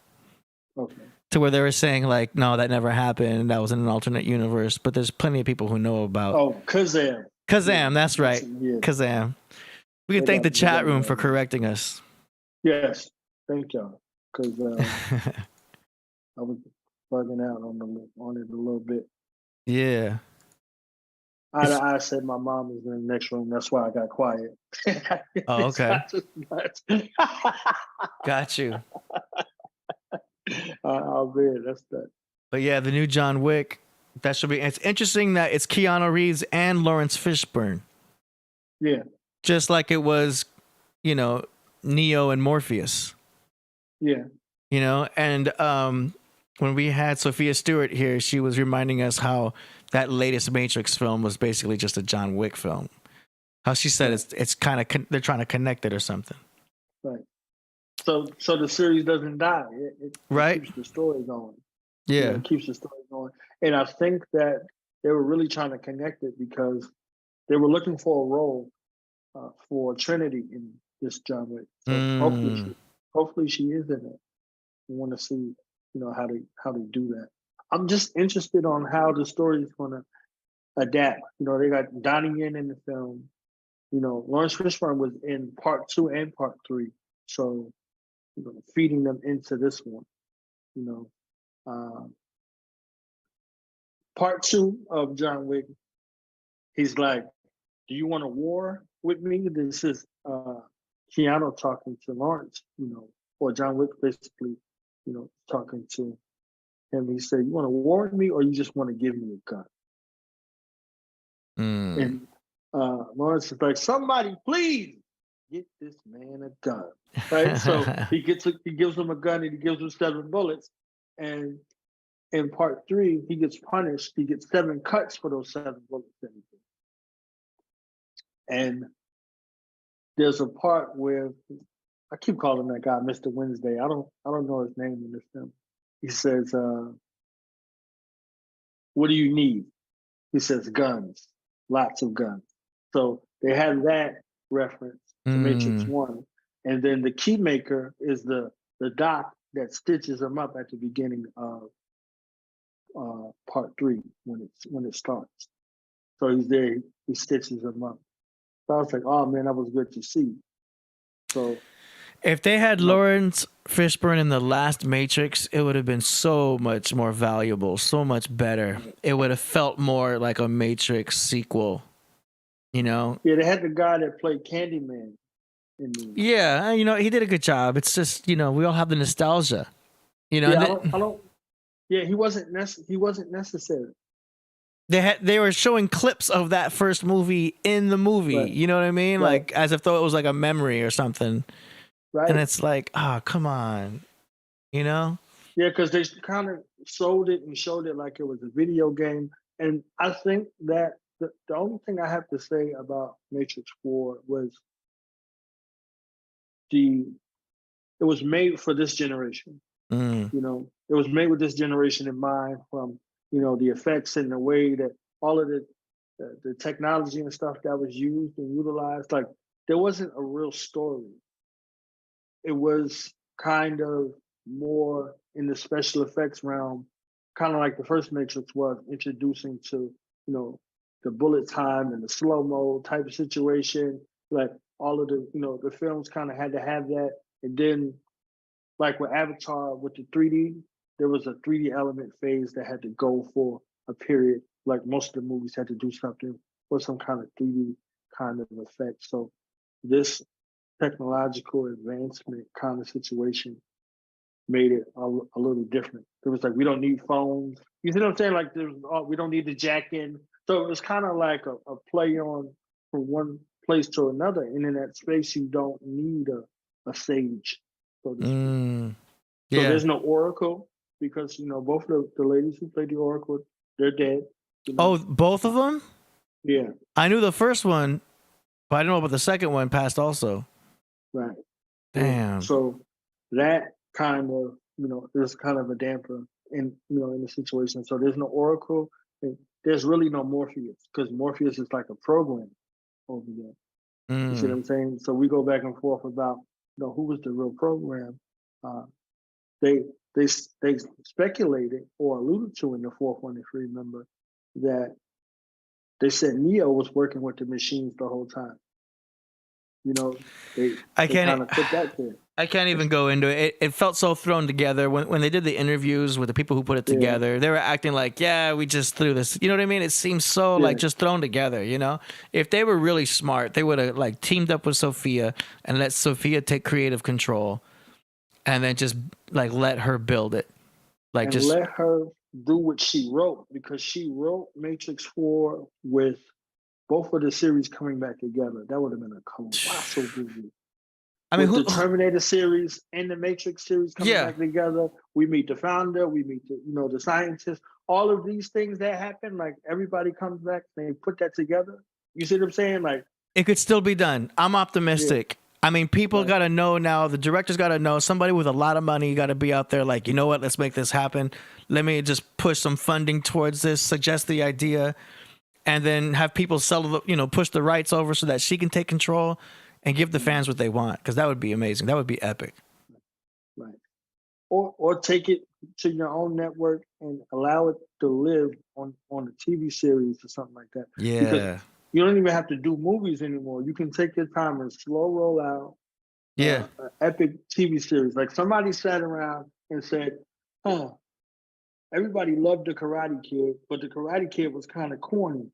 Let's do this Cobra Kai thing. Let's tell Johnny's version of the story. And it was good until they put them together, and it was just too much of the soap opera kind of thing. Like, that kid Miguel, like, when he turned that guy into a machine and he showed up with the same costume that they had on at the Halloween party, I was like, man, this is beautiful. You understand what I'm saying? I'm like, yeah.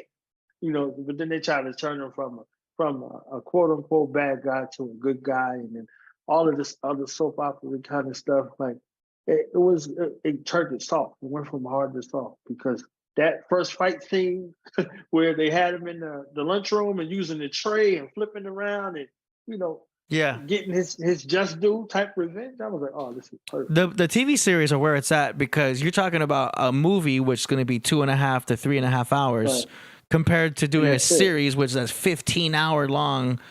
Take you a day and a half to binge watch all of Cobra Kai. You know what I mean? Well, and you can tell your 15 hours. Stretch your story out. You can tell your story, you know, in the way and give it the credence that it needs to, you know, and then even additional stuff. Yeah. Because there's additional stuff that they show. Like, we didn't know Johnny's point of view. You see what I'm saying? Yeah. Like, we saw it through Daniel's point of view, so it was good to hear. Like, this guy just comes into town and, you know, he attacked me and he took my girlfriend. You know what I'm saying? Like, so in his mind, you're like, damn, man, like, I would have whooped his ass too. You see what I'm saying? This dude showed up. Yeah. So it was like, it puts you in that space, and then it tells a larger story. So you see his backstory. You see the backstory of his teacher as well. You see what I'm saying? Like, and then the connection with Terry Silver and all of that. Like, all of it makes the thing kind of menacing. I think Terry Silver was pretty good too. Yeah. I mean, Marvel's using the TV series thing also. They did that with WandaVision, and they've got their TV series kind of things going on. But what did you think about them having Xavier in the multiverse of madness? I mean, they're cheating by being able to be like, well, we can travel through time. I had a moment. I was like, oh man, this is it. Like, that was a good surprise. It's too soon. They had Wanda going in there just wreaking havoc. Yes. The Scarlet Witch. I mean, she's just dominating on everybody. Like, I was rooting for her. She's very powerful. I mean, Scarlet Witch is one of the most powerful Avengers of them all. You know what I mean? But she has so much.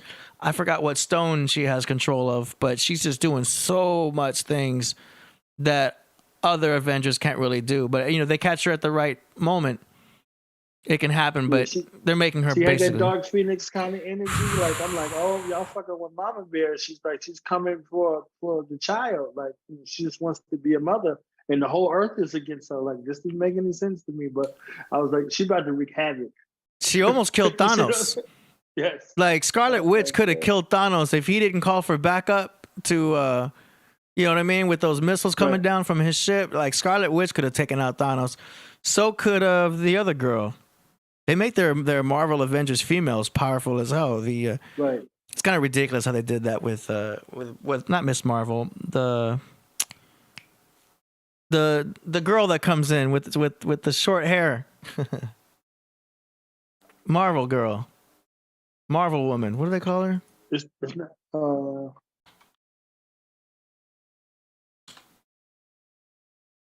Marvel woman. What do they have? What do they get? What's her name? Captain Marvel. Oh, here we go. Yeah.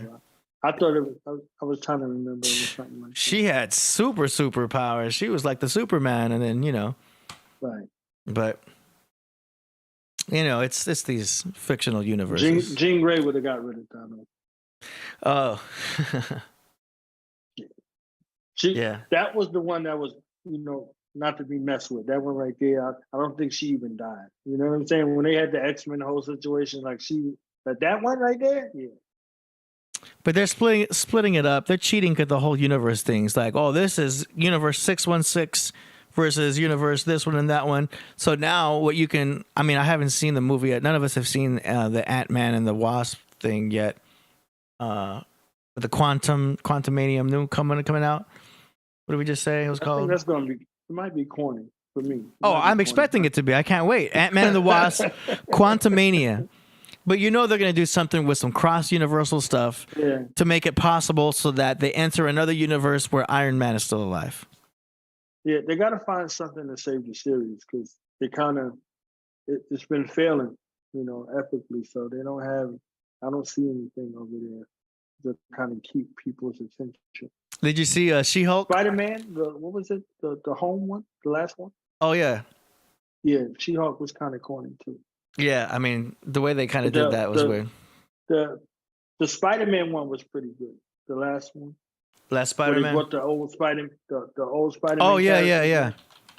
That one was pivotal for the entire universe they had there. Because then you show Spider-Man, like everything's breaking up apart in the top. And I love how Doctor Strange is involved. Right. That's I think I ended up buying that one. I had to because... And any cameo I could get from Willem Dafoe being Goblin, like you get a Goblin joint. That was a great movie. I was like, this is perfect. I remember seeing that one twice. Yeah. They always have the word home. His entrance was epic. Dr. Octavius, they did clown him. Like, the children was clowning them. Like it was just they made them kind of corny. I'm just glad they brought them all back. Even Jamie Foxx was in that one. Yeah. That was good. I'm glad they brought them all back. You got to keep the original actors. Yeah, it was nostalgic. It was a lot of nostalgia associated with it. I was in the movie theater and people were clapping every time they brought out a different Spider-Man. Like, Oh, came to the really? thing. Yeah, like people were like, "Oh man, I remember this one." They're Damn. like, "Who's this guy?" I'm like, "That's the original Spider-Man." Yeah. You know, from the series. They're like, "Who's this guy?" We don't know him. Like, so, It helps. But people were clapping in between. I love that they brought it all together because it was getting confusing at first, seeing one Spider-Man and then seeing a different Spider-Man and the new one. And it's Right. like, oh, like, and the fact they brought them all together with this multiverse thing, it made so much sense, and it was great. It just brought it all together. I loved it. It was less confusing that way. And it's like, oh, this is all one story. Now I can go back and watch the old ones and know it's a different universe. Everybody was talking about their Mary Jane too. Like everybody had their Mary Jane moment. They did. Yeah, it was. Yeah, and that's where you can expand stories. When you have stories within the story, like you have a singular point where you bring them together, and then boom, they can go anywhere with it now. So most of the stuff, like with the movies, is okay. But if you want to stay alive, I think TV is like the best way to go. Yeah, but that multiverse of madness, man, don't take your kids to see that one because it gets like, it's like a horror movie at one point. It's like, yo, this is like getting very she like. walked in that spot and killed everybody. I was like, yeah, this is it right here. I was like, hey, you don't stand between a mother and her child. Okay? Yeah. This is where the Hulk energy kind of came from. Like, That's true. The only reason why it didn't happen is because that part of herself, that part, like I'm their mother, you're not their mother type situation. Mm-hmm. So again, that's another aspect. Like, But damn, that movie is going into the occult. You got magic getting thrown around. Like that ain't no movie for any like Christian loving spiritual type of people because that is just getting all, it's like full on demonic. You got people going on with the zombies and shit. Like, I was like, yo, this is crazy for a Marvel movie. This is dark. It got dark for a minute, but I loved it. Dark. I loved it. Yeah, I mean, it was good. It's what I expected. And there's a few lessons to be learned in all of that. Mm-hmm. You know, I like when you're talking about how your dreams are you watching yourself in another dimension. You know, who knows? Mm-hmm. It's happening, you know. Yeah. We talked about that. Yeah, we don't pay here. And then the guy was trying to get him to pay. Like, it was funny. They had funny moments. Did you see the Loki series? No. Oh, you got to see the Loki. Yo, Loki really, check it out. That one's a must. You got to see Loki because that really is pivotal. I'm having a hard time saying pivotal. It's pivotal it's only English. For the series, yeah. Loki was great. I love the music. I love how it was put together. It was easy to follow. And that's another series right there. But you got to watch Loki. So good. Somebody so said good. I watched Miss Marvel. I don't even know. I watched that too. I watch all the Marvel stuff because I feel like they're all chapters in a book. In a grand, humongous book. You know what I mean? Right. I watch every single Marvel movie because I feel like, well, that's chapter 5. Whether it's good or bad, like it's part of the story, and it all connects. You know what I mean? So, I try not to like skip anything. I've seen every single Marvel movie just because I feel like, look, this is just another chapter in the book. Yeah, chapter 5 is going to be better than chapter 7, or chapter 8 is going to be better than chapter.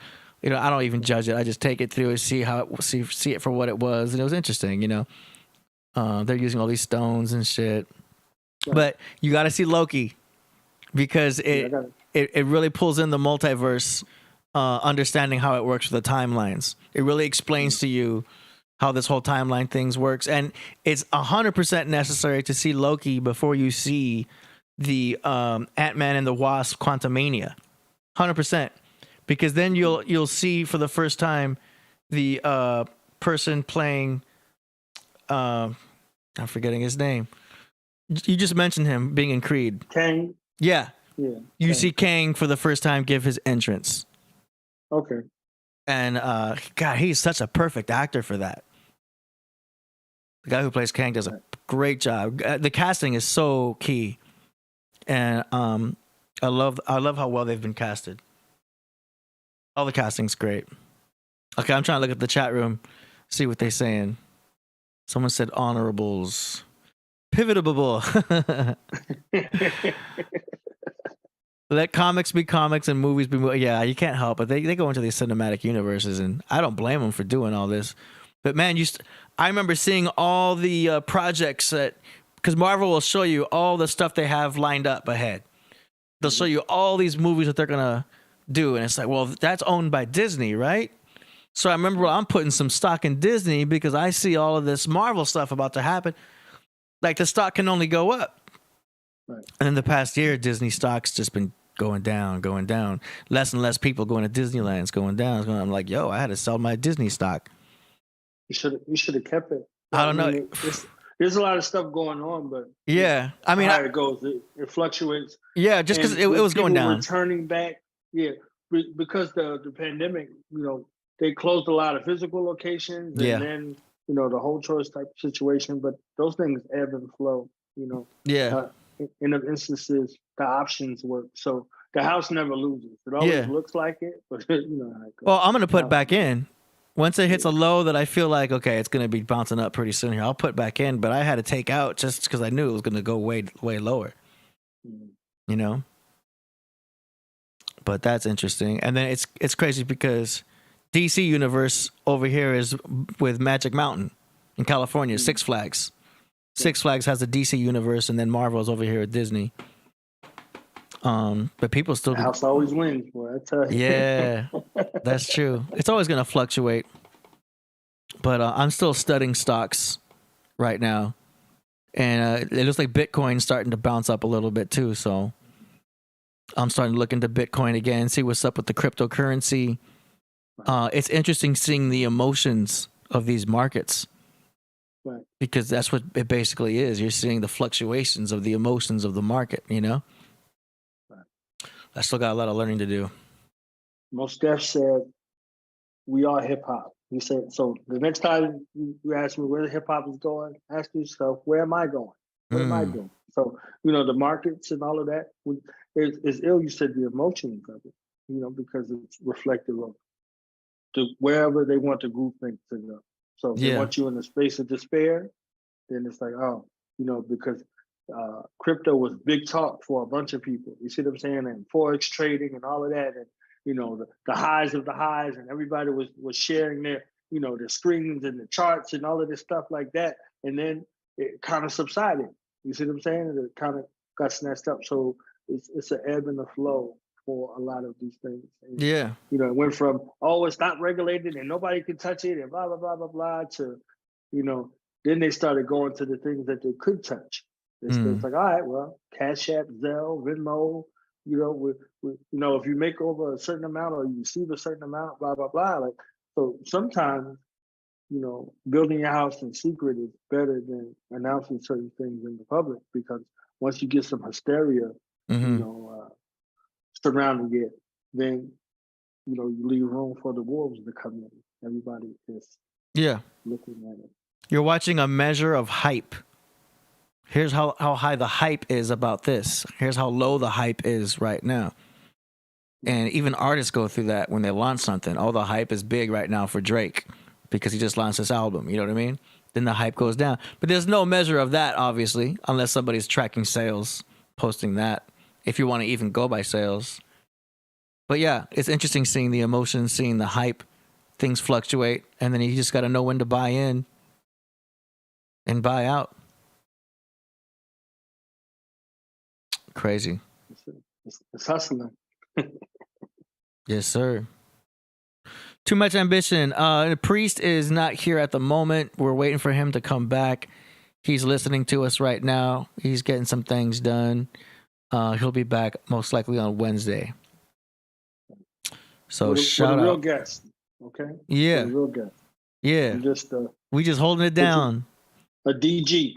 DG. In baseball, they got the DH. They got the designated hitter. Okay. I'm the DG. I'm like designated guest. Like, you could break the glass. Like, okay. Yeah. The warming up came. Warming up came. So, man, we talked about a bunch of things. We talked about the movies. There's a Super Mario movie coming out. That should be interesting. Yeah. Let's see what else. Another Guardians of the Galaxy is coming out. Another Right. Fast and Furious is coming out. I love the Fast and Furious movies. That's my shit. Hmm. I don't know. Those movies get me hype. They did a Yeah, Go ahead. No, go ahead. That's all I had to say. I mean, the Fast and Furious they were interesting too. Yeah, Yeah. Fast X. I wonder if The Rock will be in this one. I don't know. Yeah, wasn't there some controversy with that? He said There he wasn't was, doing yeah. it? Him and Vin Diesel were fighting or something. I didn't look at the drama of it or anything. People be having Twitter beefs. I'm not even on Twitter like that. Are you on Twitter? No, I'm there, but I'm never there. It's just posting show stuff, and that's about it. I've surfed Twitter for a minute, and I'd be like, "Yo, this is some wild stuff be popping up on Twitter randomly." You know what I mean? Because it'll show you stuff that you're not even subscribed to. It's Right. something that someone that you're following posted that's following someone else, and it's like, "Yo, this isn't my type of content," but it's popping up because the person I follow is posting it. It's weird. It's The weird. first person to follow me on Twitter, it made my day. Who's Lord that? Jamar. Oh yeah, Yeah, he was the first person. He was nice. the first person to follow me on Twitter and retweet something that I tweeted. I didn't know nothing about what Twitter was and none of that. Like, Mm.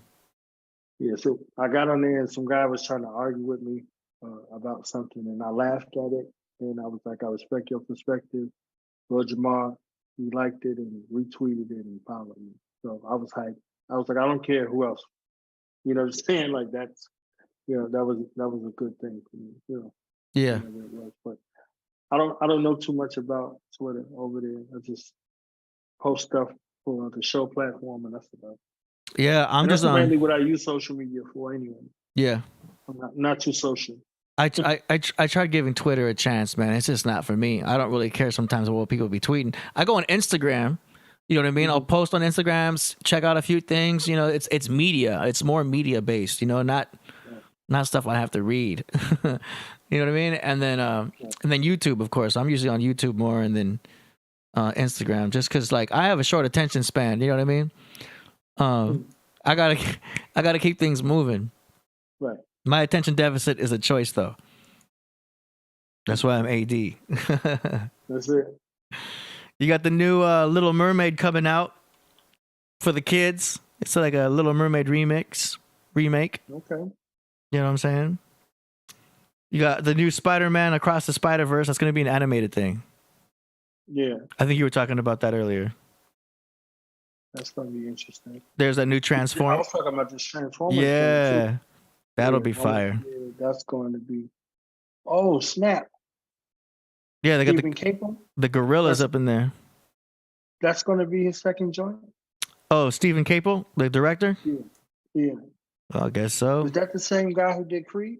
Too? I don't know. There it goes. It is? It's right there. Ha! That's yeah. Wow. There was some reason why I was hyped about it. Now I understand why. Oh, yeah, it does say it right there. He did Creed too. Yeah. That's Man, gonna be epic. it's going to I be a gotta check it out. crazy year. It can't be trash. Otherwise, I'd be hyped for nothing. Yeah. Indiana Jones is coming back. What? Yep. I thought he Isn't was it done. Like 6 million. He was like 7 million when we were young. Like so, he's drinking some other kind of blood or something. I thought Harrison Ford was done. I know. Right.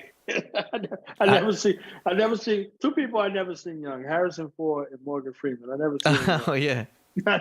So it's like, I thought he was done, though. Because, like, when they killed him off in Star Wars, I was like, oh, he just wants to quit acting. He's just done. You know what I mean? right.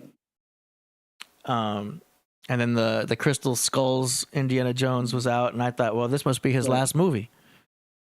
But they just keep going. If they keep making Rambo, then they're gonna keep making Indiana Jones. Yeah. And there's another Mission Impossible. Tom Cruise will Oh. always be doing that. Right. He went from Top Gun straight to Mission Impossible. Right. Crazy. That's going to be dope. I love those movies. I'm not familiar with Oppenheimer. The Marvels. Oh, man, she's coming back. Brie Larson's coming back. At least Samuel Jackson will be in that one. Sam Jackson. With With my beer. Mr. Fury. Barbie, ain't watching that. Well, You know what I'm saying? Let's see. Blue Beetle. The Nun 2. Oh, they don't have photos for those yet. Dune Part 2. Did you like Dune? it was hard to get into. Yeah, it's Kinda just hard. It was kind of hard to get into the Doom joint. I couldn't stay with it for me either. It wasn't sparking me. Hunger Games is coming back. Oh, okay. That'll be That cool. should be interesting. Yeah, that'll be all the way in November. And then December, The Color Purple. What? Yeah. Did you scroll past the Ghostbusters? Was it Ghostbusters? Let me see. Wait, Willy Wonka's coming out? I did scroll past it. Oh no, it was the next one. Yeah, The Color Purple's coming out. This time it's with Danielle Brooks, Halle Berry. No, I'm sorry, Halle Bailey. Take it back. Not Halle Berry. I'm about to say. Halle Bailey. My bad. Fantasia's in there? And Taraji? Oh, that's about to be crazy. Yeah. Deion Cole, no. That's end of the year. Look, then- anytime around the solstice, they got some crazy shit. That's true. That is true. What else we got here? Ghostbusters, Oh man, Afterlife sequel. And then we get another Aquaman, little Aquaman. DC Universe thing. And then the rest of these, The Nightingale, Legally Blonde 3, ain't watching that. For what? Yeah. I got to see that Megan movie. I didn't see it. Oh, Megan? I saw like some of the attractions or whatever. Megan Like a movie. female Chucky doll. Oh, no. Anything that looked like a Chucky doll, I'm with it. Oh, it's a horror flick? Yeah. Yeah, I don't think I'm going to catch that one. I'm Oh, checking it wow. out. She looked. Come on. Yes. Come on. Oh, hell no. Yeah. And then I'm gonna get a bunch of dolls that look like that and just be leaving them on people's steps randomly, so they be thinking making this. Shit, if they wanted to make her really scary, they would have made it. Look, if you want to see whatever AI agenda is going on, I don't think you want to miss this joint. You know, you're one of those guys that be into stuff like they slide everything into the movie. So does she move like a female? Like, did they put like a filter on her face, or did they really put her eyes like that using some kind of? I'm sure it's a filter. Check it out. It's funny they're making Somebody said you like Jigsaw. You like Jigsaw? I ain't into all that. No, I'm not in. Was that Jordan Peele? I think he's talking about something. Yeah, because remember there's Megan. Oh, okay. Remember that skit where he's like, "Stop, Megan." I just knew it. I was like, that looked like Jordan Peele. That was hilarious. But yo, that's scary. If they wanted her to be really scary, they would have made her Latina. And she would look like my ex. Oh, man. Okay, I'm done looking at the scariness right there. I'm getting freaked out. That's enough of that. Ain't gonna watch that. That's crazy. You watched the Saw series at all? You know, I did when again with my ex. I always be dating these girls that like horror movies. I don't know why. I'd be dating the most twisted girls with twisted taste. And I'm like, okay, yeah, let's watch that. That sounds good. And it was just finesse. You got finesse. Nah, I mean, some horror movies I start getting excited. I'm like, yo, this is crazy. I actually like this. But Saw is not my cup of tea. I'm not into all that. That's just kind of messing with the mind and everything. Saw was also like, it was very awesome for me. Yeah. Saw was like the Twilight Zone with traps in it. You know, because Twilight Zone had a way of teaching morality and exposing some of the darker aspects of mankind. You see what I'm saying? And most of the time, it had some kind of lesson for you to learn from it. And Saw is kind of similar. Saw kind of had a way of looking at things. Like you could get jaded looking at things just one way. So it kind of exposes you to some other kind of aspect. You know, for all intents and purposes, the guy was. They say he was a killer, and they pegged him like he was a killer, and he's not a killer. You know, he despises killers. Is what he said. So he's really want you to go through a reformation process so you can live your life. You know, so I just think that was kind of interesting. Yeah.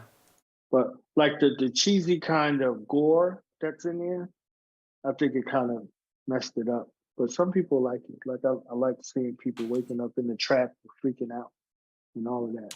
Well, I like the horror movies that are making you think. Like I liked Get Out.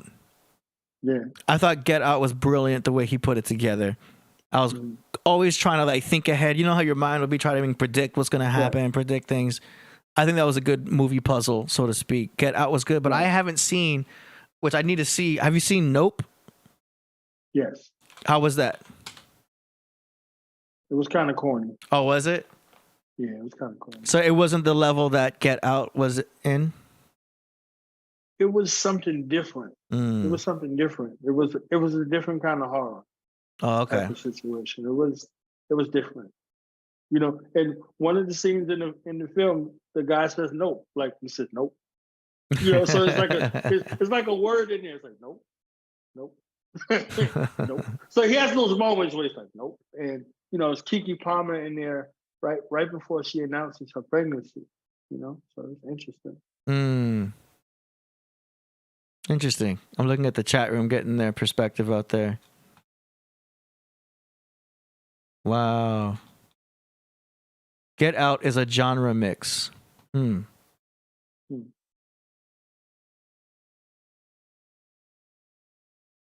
Raheem says Nope was bogus.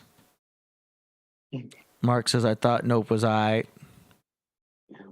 Getting mixed reviews. Raheem's like nope. He's like, how you feel about nope? Nope.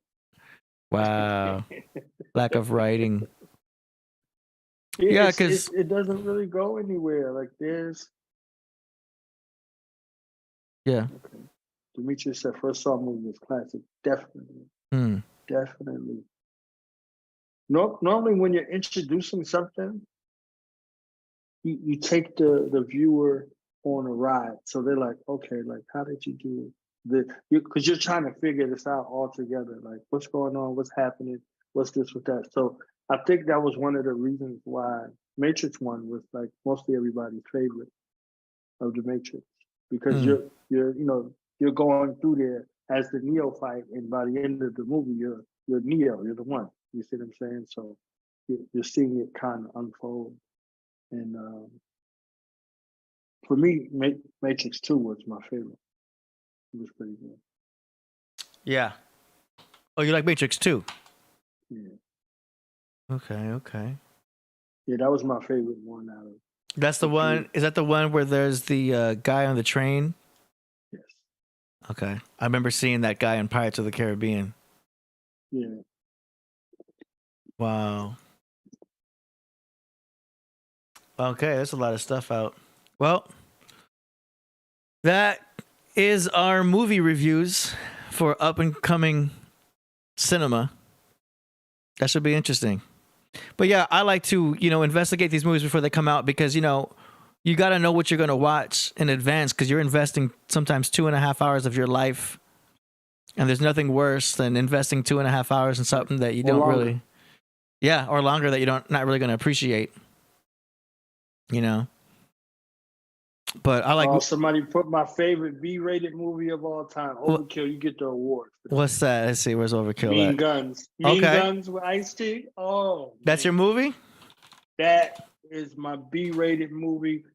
That and Equilibrium is my 2 B-rated movies. Really? Of all time. That's in the mix. And The Way of the Gun. I think that's like one in there too. Yeah, Mean Guns was it. They had the guy who played Raiden in Mortal Kombat. He was on there. Oh, really? On the first Mortal Kombat? Yeah. He was a pretty good Raiden. Yeah.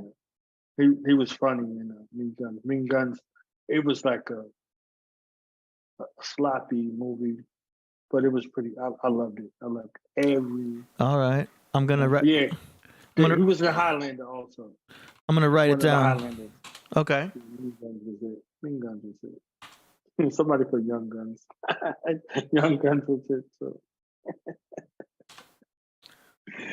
What did you think of the latest? I mean, since you said Mortal Kombat, what did you think of the latest Mortal Kombat movie? Do you remember it? Was that the one with Jax in them? In it?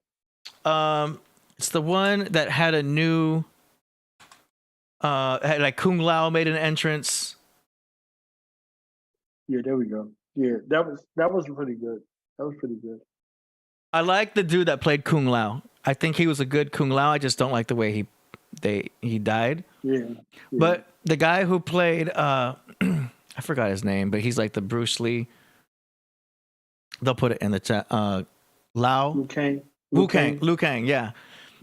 I wasn't 100% on the guy who played Liu Kang because he just seemed a little bit more smaller than the first movie. You know what I mean? I see Liu Kang as being a little bit more like beefed out.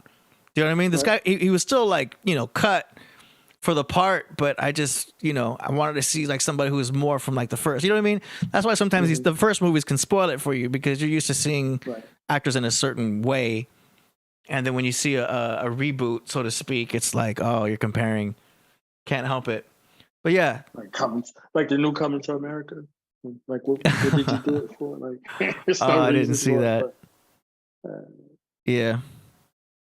But no, I wish we got to see more Kung Lao because that's the character I play when I play the game. Right.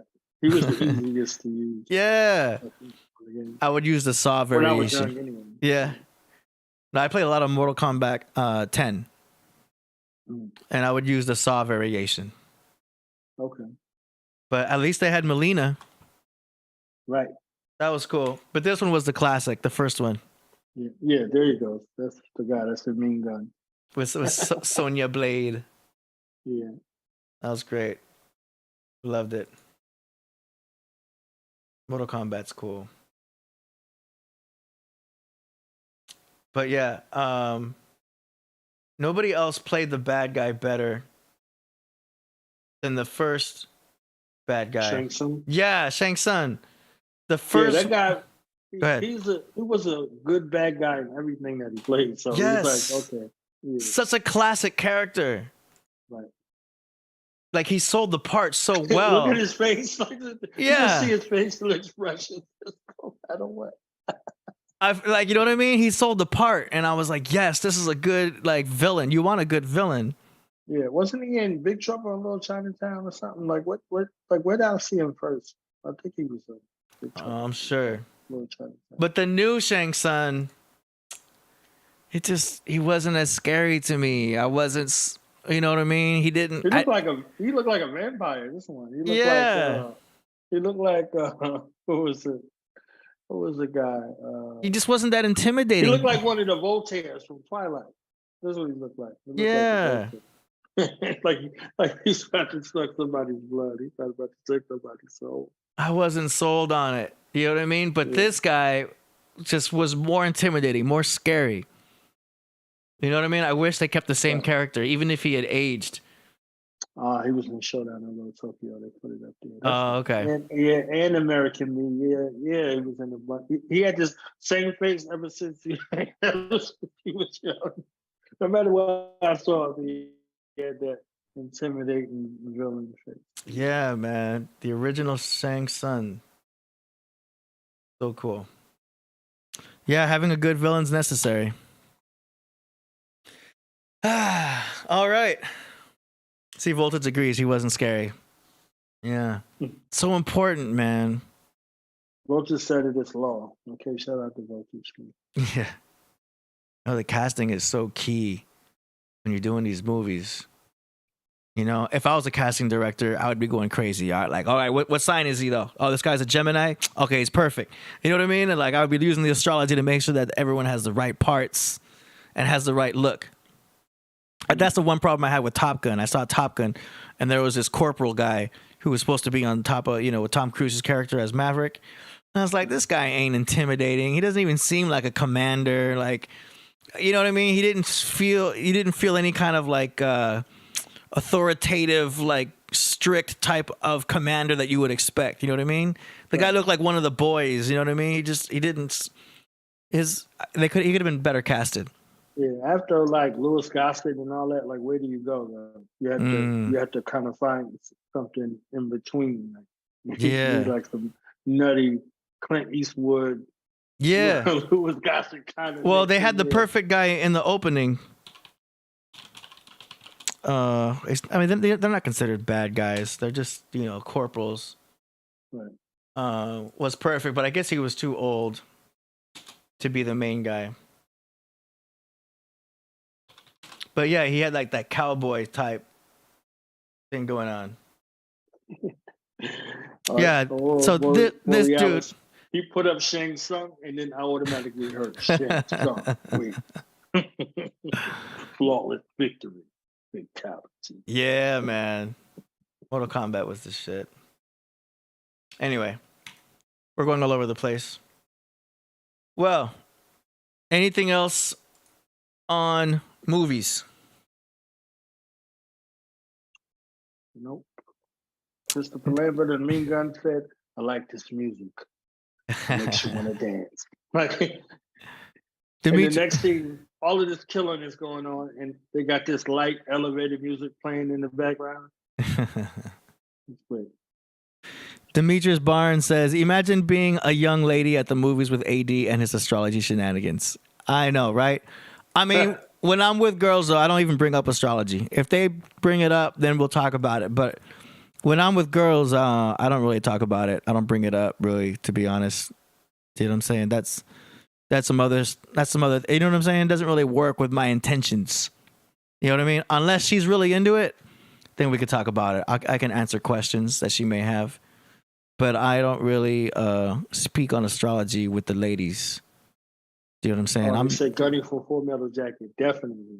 They said the guy was a real Marine, and he made up. They gave him so much latitude in that spot, like he just was on the spot with everything. He didn't have much of a script. He just came up with so much stuff on the fly. Oh yeah. And they said he was a real drill instructor. Okay, well, that helps a lot. Yeah. Yeah, he did that part perfectly. Yeah. That's right. See, that's a perfectly casted character. Were you just about to call me an asshole? Right? It looked like the best part of you. He said, what he said, rolled out the crack in your mama's ass and became a brown shit stain on the rug. I think you've been cheated. It's got to be fun to be part of the auditioning process, though. Right. You know what I mean? Like, I would love to be part of a panel that makes decisions for casting. You know what I mean? Just to be intuitive with the character, intuitive with the person who's auditioning, and find the perfect characters for the parts. You know what I'm saying? The perfect personalities, to find the perfect energy. Because I know that's probably a process. Private Joker, why did you join my beloved corps? Sir, to kill, sir. So you're a killer? Yes, sir. You got a war face? Sir? Ah, that's a war face. Now let me see your war face. Oh, man. Shout out to Killa. I says, I didn't know they stacked shit that high. 6 foot. I didn't know they stacked shit out. Let me tell you. See, you gotta wonder if that was in the script or if he improvised that. I think they just let him go. I think they let him go, and whatever he did, they kept it. That's usually common with comedians. When they cast comedians, they let them do their thing. Like Eddie Murphy, when he's doing his thing, it's like just let him go, and he'll do some stuff on the fly. Jim Carrey, when he's doing a lot of his movies, they're just like he'll do some improv, do some takes, do some funny parts, and you'll find them in the bloopers too. If you look at some of their bloopers, they're like, oh, they could have used that. You know, but it's interesting to see them do that with other characters besides comedians. Yeah, I know Smith & Wesson used that part. Tonight, you pukes will sleep with your rifles. Oh, man. Yeah, that's a beautiful I can't imagine. opportunities. I can't imagine joining military. If I joined the military, I'd probably be in the band. Yeah. In the band? Yeah. I'd You be still have to jump out of the airplane. You good with that? I'd be one of these guys here playing the drums. There's me. If I had joined the military, I'd be one of these guys for sure. Yeah, they all Boom. jump out of airplanes. They do? Yeah. You'd be down to jump out of an airplane to play an instrument? If it's just a jump, maybe. I mean, if I got drafted and I had to join here, there you go. There's me on the keys. If I had joined the military, I'd probably be doing some music stuff, man. Hey, that Rifleman's Creed is a real thing, Vultures. They had to memorize it. I was in Fallujah and I saw that on the wall. I was like, holy shit, this is a real thing. Oh, wow. I was like, I had to memorize this shit. And there's a room full of Marines that look at me all crazy like they want to kill me. So Damn. funny. I didn't know. Yeah, the Marines. This is my rifle. There are many like it, but this one is mine. My rifle is my best friend. It is my life. I must master it as I must master my life. Oh, man, you remember the words. That shit is not so like I watched the movie so many times. Yeah. Oh, man, that's dope. Oh, yeah, Demetrius Barnes says 80 in the Space Force. That'll be the day. I'd be walking around like, this is all bullshit.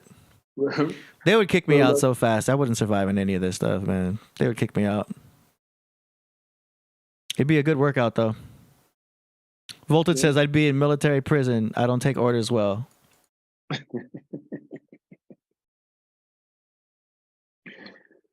I think you'll find a way to figure it out. Yeah. You're not there for free. Yeah, it'll be.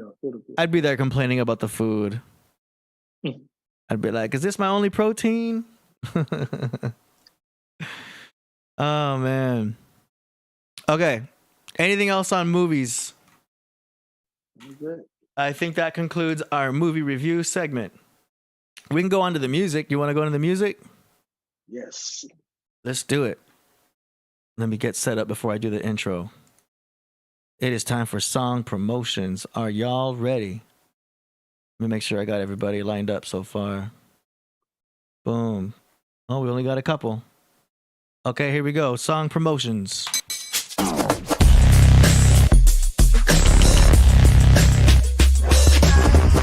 Song promotions. Yeah.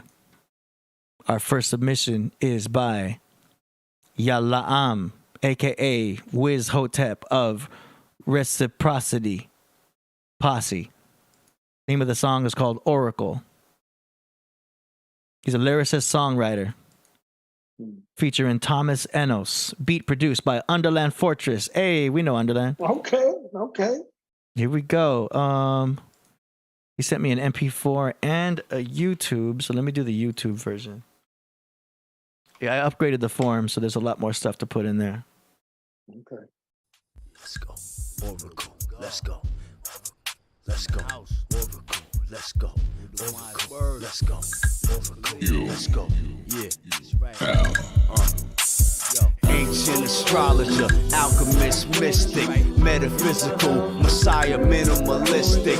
By the blessed bestower, channeling, clairvoyant. This ain't false fortune telling, all the fears annoying. Descendants of the deities, divine demigods. Horoscopes written in hieroglyphics, I got many jobs. Geometric guru, no numbers like Nostradamus. Sophisticated soothsayer, prayers supposed to calm us. Shamanic sage, seer sent like a savior. Spell checking, touching talismans to prevent failure. Certain witches, warlocks, and wise men transcend nature. Occultists with a Ouija board, birds have underwent major. It's written on your palm, wearing penance, check the prophecy. The all-knowing lawgiver owns and protects property. I'm a philosopher, step and dress properly. Managed to make miracles from this messed up monopoly. Yo, that was fire. That's it? Yo. Boy, he keeps you hanging on that. That was great. We wanted more of that. Right. That was straight fire, yo. Shout out to Ya Laam. I hope I'm saying that right. AKA Wiz Hotep of Reciprocity. I hope I'm saying that too. Reciprocity Posse. That's dope. So, yo, I'm putting the link to that in the description for y'all to check out. I'm starting to put the song promotions in the description so that people can for real, check out these artists because these submissions are getting better and better. Definitely. That was great. Definitely. What you think? And UndaLand was on the production. Mm-hmm. Look at the versatility. You see what I'm saying? Like there's so much range, and I think with the song promotion segment is sparking a lot of creativity as well. So you're in a space that's like, okay, I can show other dimensions. I'm not afraid to, put that out there before the world. So I think that this, track showing, from one level to the next, it's lyrical, and then the beat is a breath of fresh air. It's like, okay, oh shit, all right, let me sit up in my seat and shit. You know what I'm saying? All right, yeah, no sleeping. You see what I'm saying? I love that. I love it. And I love how it works together, and the flow is there. Yeah. So that flow is kind of where, like I've made reference before to the double ear, like I hear in between the beat, and then I hear, the beat, how it goes. So the inner beat, the inner, rhythm and the outside rhythm, but also like, it sounds like, hey, tell me what you think of this beat. I like it. Oh, I got some shit for it right now. You see what I'm saying? Like it sounds like that too. It sounds like, all right, yeah, I got something for that. You see them right now. So that's probably why we got the cliffhanger. That's just me, speculating in the artist's mind, like the artist and producer, like, oh, that's like the beat makes you want to rap. You see what I'm saying? Like, so he's like, he probably just put it on there. Like, I love that. I see they just uploaded it a day ago. And the link that I put in the description is a link to the lyrical video version of what I just played. And then I also put another link to it also as well in there. So y'all check that out. Shout out to Wiz Hotep. And y'all make sure you subscribe to his YouTube channel. Fire, great submission. Right. That's what I'm talking about. But yeah, that's what we do in song promotions. We try to help them with their YouTube channels and help them get their subscribers up. So y'all can subscribe. Link is in the description. Let's keep going. That was cool. All right, next up, we've got a track from Aurora Borealis. Produced by... I'm feeling spoiled tonight. Okay. Right. Tonight, right? Yeah. Name of the song is called Do Re Woo. Now, I'm not sure if he had anything to do with this. It said it's produced by John the Baptist. But either way, it's a promotion, so let's just play it.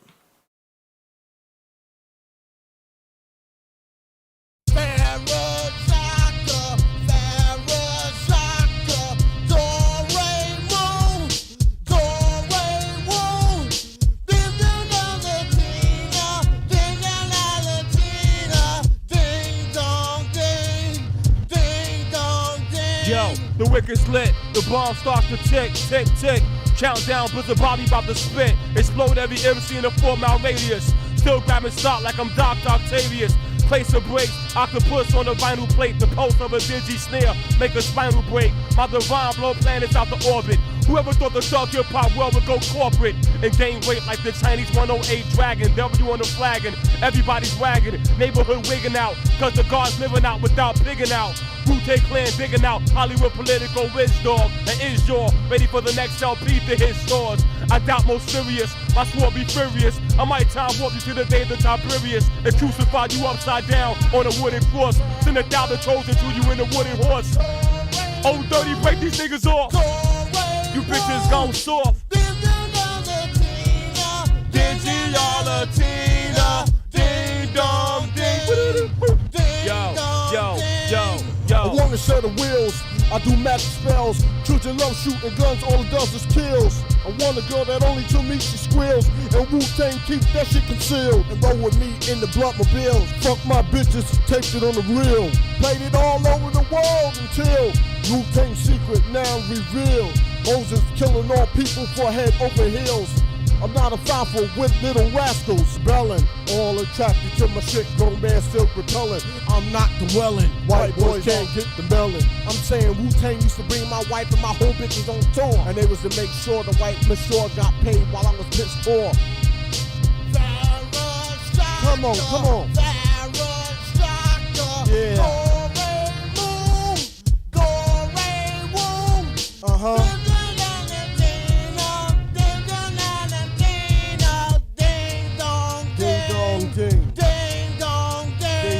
Ding. All right. Old dirty bastard squash and shit coming at you.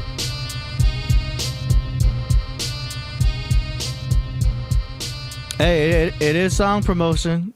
He paid to play it, so we played it. That was dope. I mean, fire in the chat. We all love it. Hell yeah! Shout out to Aurora Borealis for submitting that song for us to play. What'd you think? It's Wu-Tang. Yeah, I know.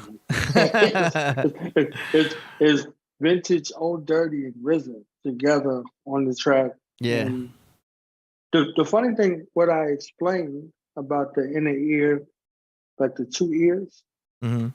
I found that with Dirty. I found that with Dirty and early Busta Rhymes flow.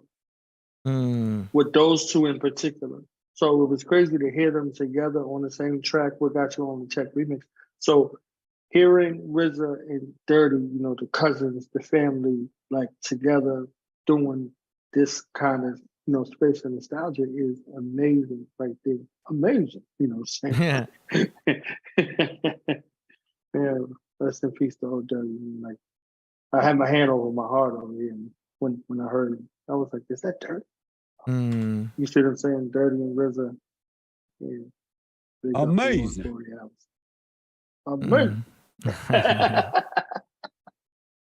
Man. You said they had something. I saw something with him recently. He was saying that they was trying to ban it because everything is not amazing or something like that. Oh, what? Yeah, he was going off about it on Instagram. Man, controversy. Right. I gotta check on that, see what's going on. Well, let's see. I'm double checking right now. I think we only had 2 song promotions today. Usually when Priest isn't here, we only get a few song promoters. But I mean, still gonna get a lot of views. Where's Mosquito at? No Mosquito? Not today.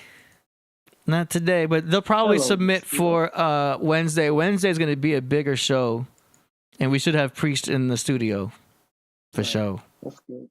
But no grand finale. Yeah, no grand finale today. I got spoiled over here. Hey, but you dropped a lot of great info today, especially perfectly talking about Martin Luther King Jr.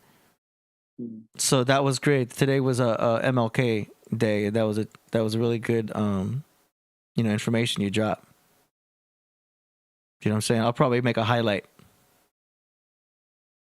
So shout out to DG, man. You know, designated guest to break the glass. Hey.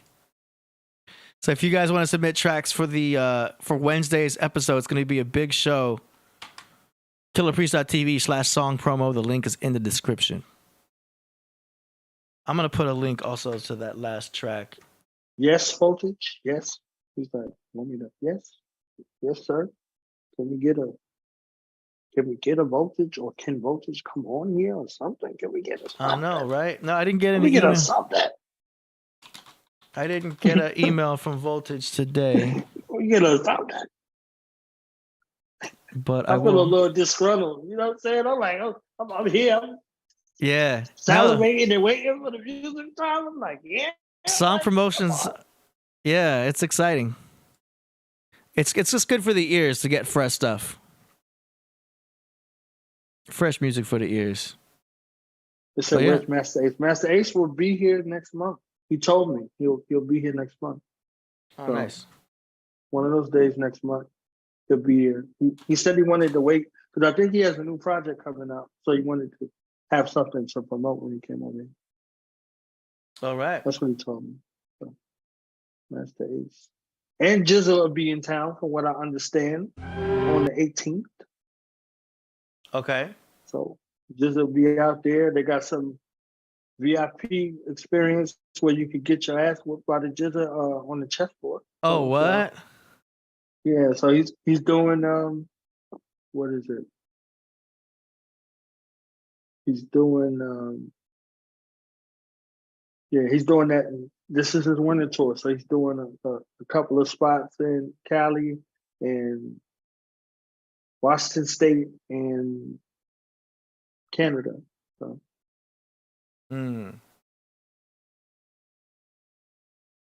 Okay. Yeah, Liquid Swords. He's doing the Liquid Swords winter tour. Nice. Well, let's see. What should we end the night with? I was thinking about From Babylon to Louisiana. Yes. That's a good one, right? Yeah. Babylon, True Master. On the beat. Yes, sir. All right. Shout out to everybody out there. We're going to let y'all go. Today was a good show. Uh-oh, wait a minute. I spoke too soon. I spoke too soon. We got a last-minute submission from none other than Voltage Ctlrlr. Right on time, too, because we were just about to close out Voltage. Did it. Let's do it. Before we close out, here we go. Voltage Ctlrlr, song submission. KRS-One and Voltage Ctlrlr called Love's Gonna Getcha Remix. Voltage Ctlrlr. Yes, through the miracle of stereo. There's a lot of people out here, they say, I love my car, or I love my chain, or I'm just in love with that girl over there. So for all the people out there that fall in love with material items, we're gonna bump the beat a little something like this.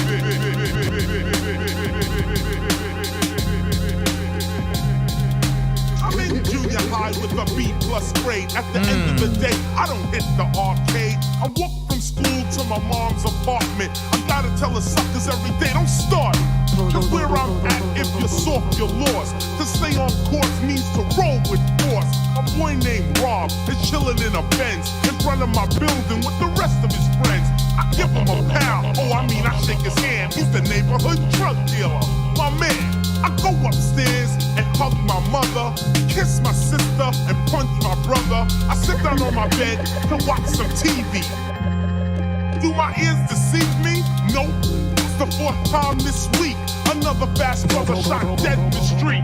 The very next day while I'm off the class, my mom's go to work cold busting her ass. My sister's cute but she got no gear. I got 3 pairs of pants and with my brother I share.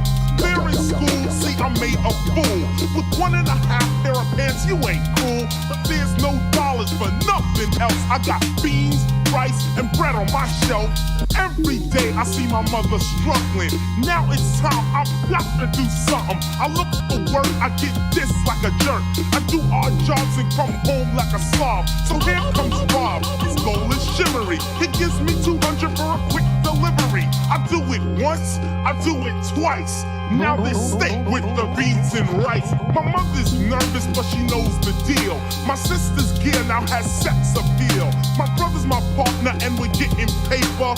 3 months later, we run our own paper. My family's happy, everything is new. Now tell me what the fuck am I supposed to do?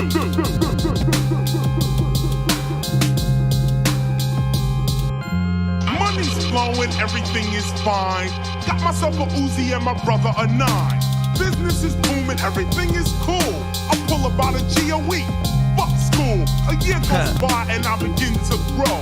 Not in height, but juice and cash flow.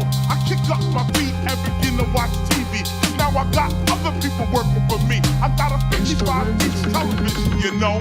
And every once in a while I hear just say no. Or the other commercial I love is when they say this is your brain on drugs. I'll pick up my remote control and just turn. Cause with that bullshit, I'm not concerned. See me and my brother jump in the BM. Driving around our territory again. I stop at the light like a superstar. And automatic weapons will spray my car. I hit the accelerator scared as shit. And drove 1 block to find my brother was hit. He wasn't dead, but the blood was pouring. And all I could think about was warring. Later I found that it was Rob and his crew. Now tell me what the fuck am I supposed to do? Fire. Straight fire. That was perfect. Definitely. That was I perfect. could see them two on the stage together getting busy. Right? Mm-hmm. And him doing that live? Right. Doing it live. See, back in the day, it was a DJ, and now you have a live producer.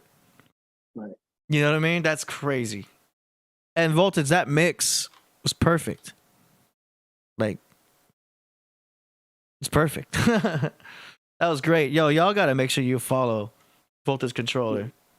I could see the whole crowd going crazy. I could see all of the nostalgia associated with it because KRS has that kind of audience that comes out to see him. Mm-hmm. So it's so much, talent and range in that space. That would be amazing. That would be fire. Absolutely. That was a grand finale, bro. That was a grand finale right there. I was a little salty. You know what I'm saying? I ain't getting no hello mosquito. You understand? I ain't getting no hello mosquito. You understand what I'm saying? I was like, no votes. You know what I'm saying? I ain't getting no Superman. You see what I'm saying? Yeah. I'm the Superman lover, man. You understand what I'm saying? That's right. So I'm putting that link to that track that you just heard in the description. And y'all listen to that track again and make sure you subscribe to Voltage Ctlrlr's YouTube channel. Because he's got the fire. Love's gonna get you. Boom. Yeah, they had that in Luke Cage. KRS-One did that joint live on Luke Cage. They said all of the performances, they did them all in one night. So all of them were in the same space, watching each other on the mic perform. So Faith Evans and Jadakiss were up there. They performed. What's the other guy? Solomon something. Rakim was up there, and Big Daddy Kane. All of those guys. Everybody. What's the guy from Tony? Raphael Sadiq. They said they shot all of their performances. So just imagine the kind of packed room that they got in this club that they got, and everybody's performing. So the crowd's there doing it all together. Like that had to be crazy to see and to film. Absolutely. So nice. I kind of envision that space with Voltage. And some of the minds appreciate it. Absolutely. And once again, follow Voltage. The link is in the description, and he has daily uploads. You can see him in the chat. He is one of our moderators. Dope. Yeah. Nice. I check him out every day. Every day. That's great. On Instagram, I get something from him. Like that's how it's done. All right. So thanks to everybody again. Great show. We're going to see you guys on Wednesday with another amazing show. And hopefully I think we'll have Priest in the studio by then. So we'll see what's up. All right. Yeah. Thank you again, Knowledge Born. Appreciate you. Appreciate you, Architect D, man. I'm always there in the clutch. That's right. Thanks so much. And we'll see y'all on Wednesday. Yeah. Hold up. Let me get my applause. Hey.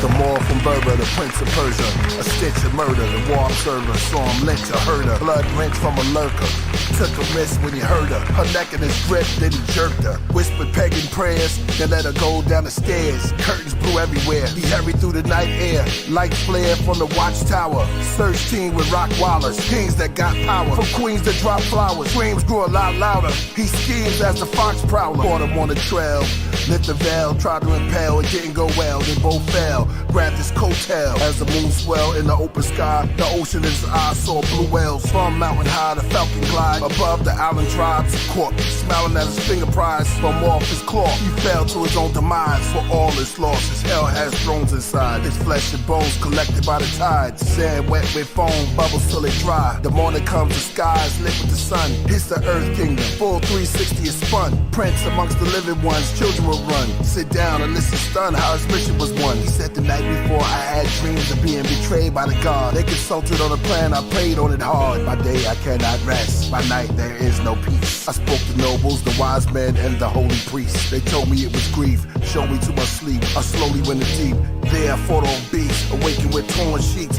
wrestled with devils and leveled his armies. The calm meek was brief, too tense to speak. I turned the other cheek after I murdered his elite.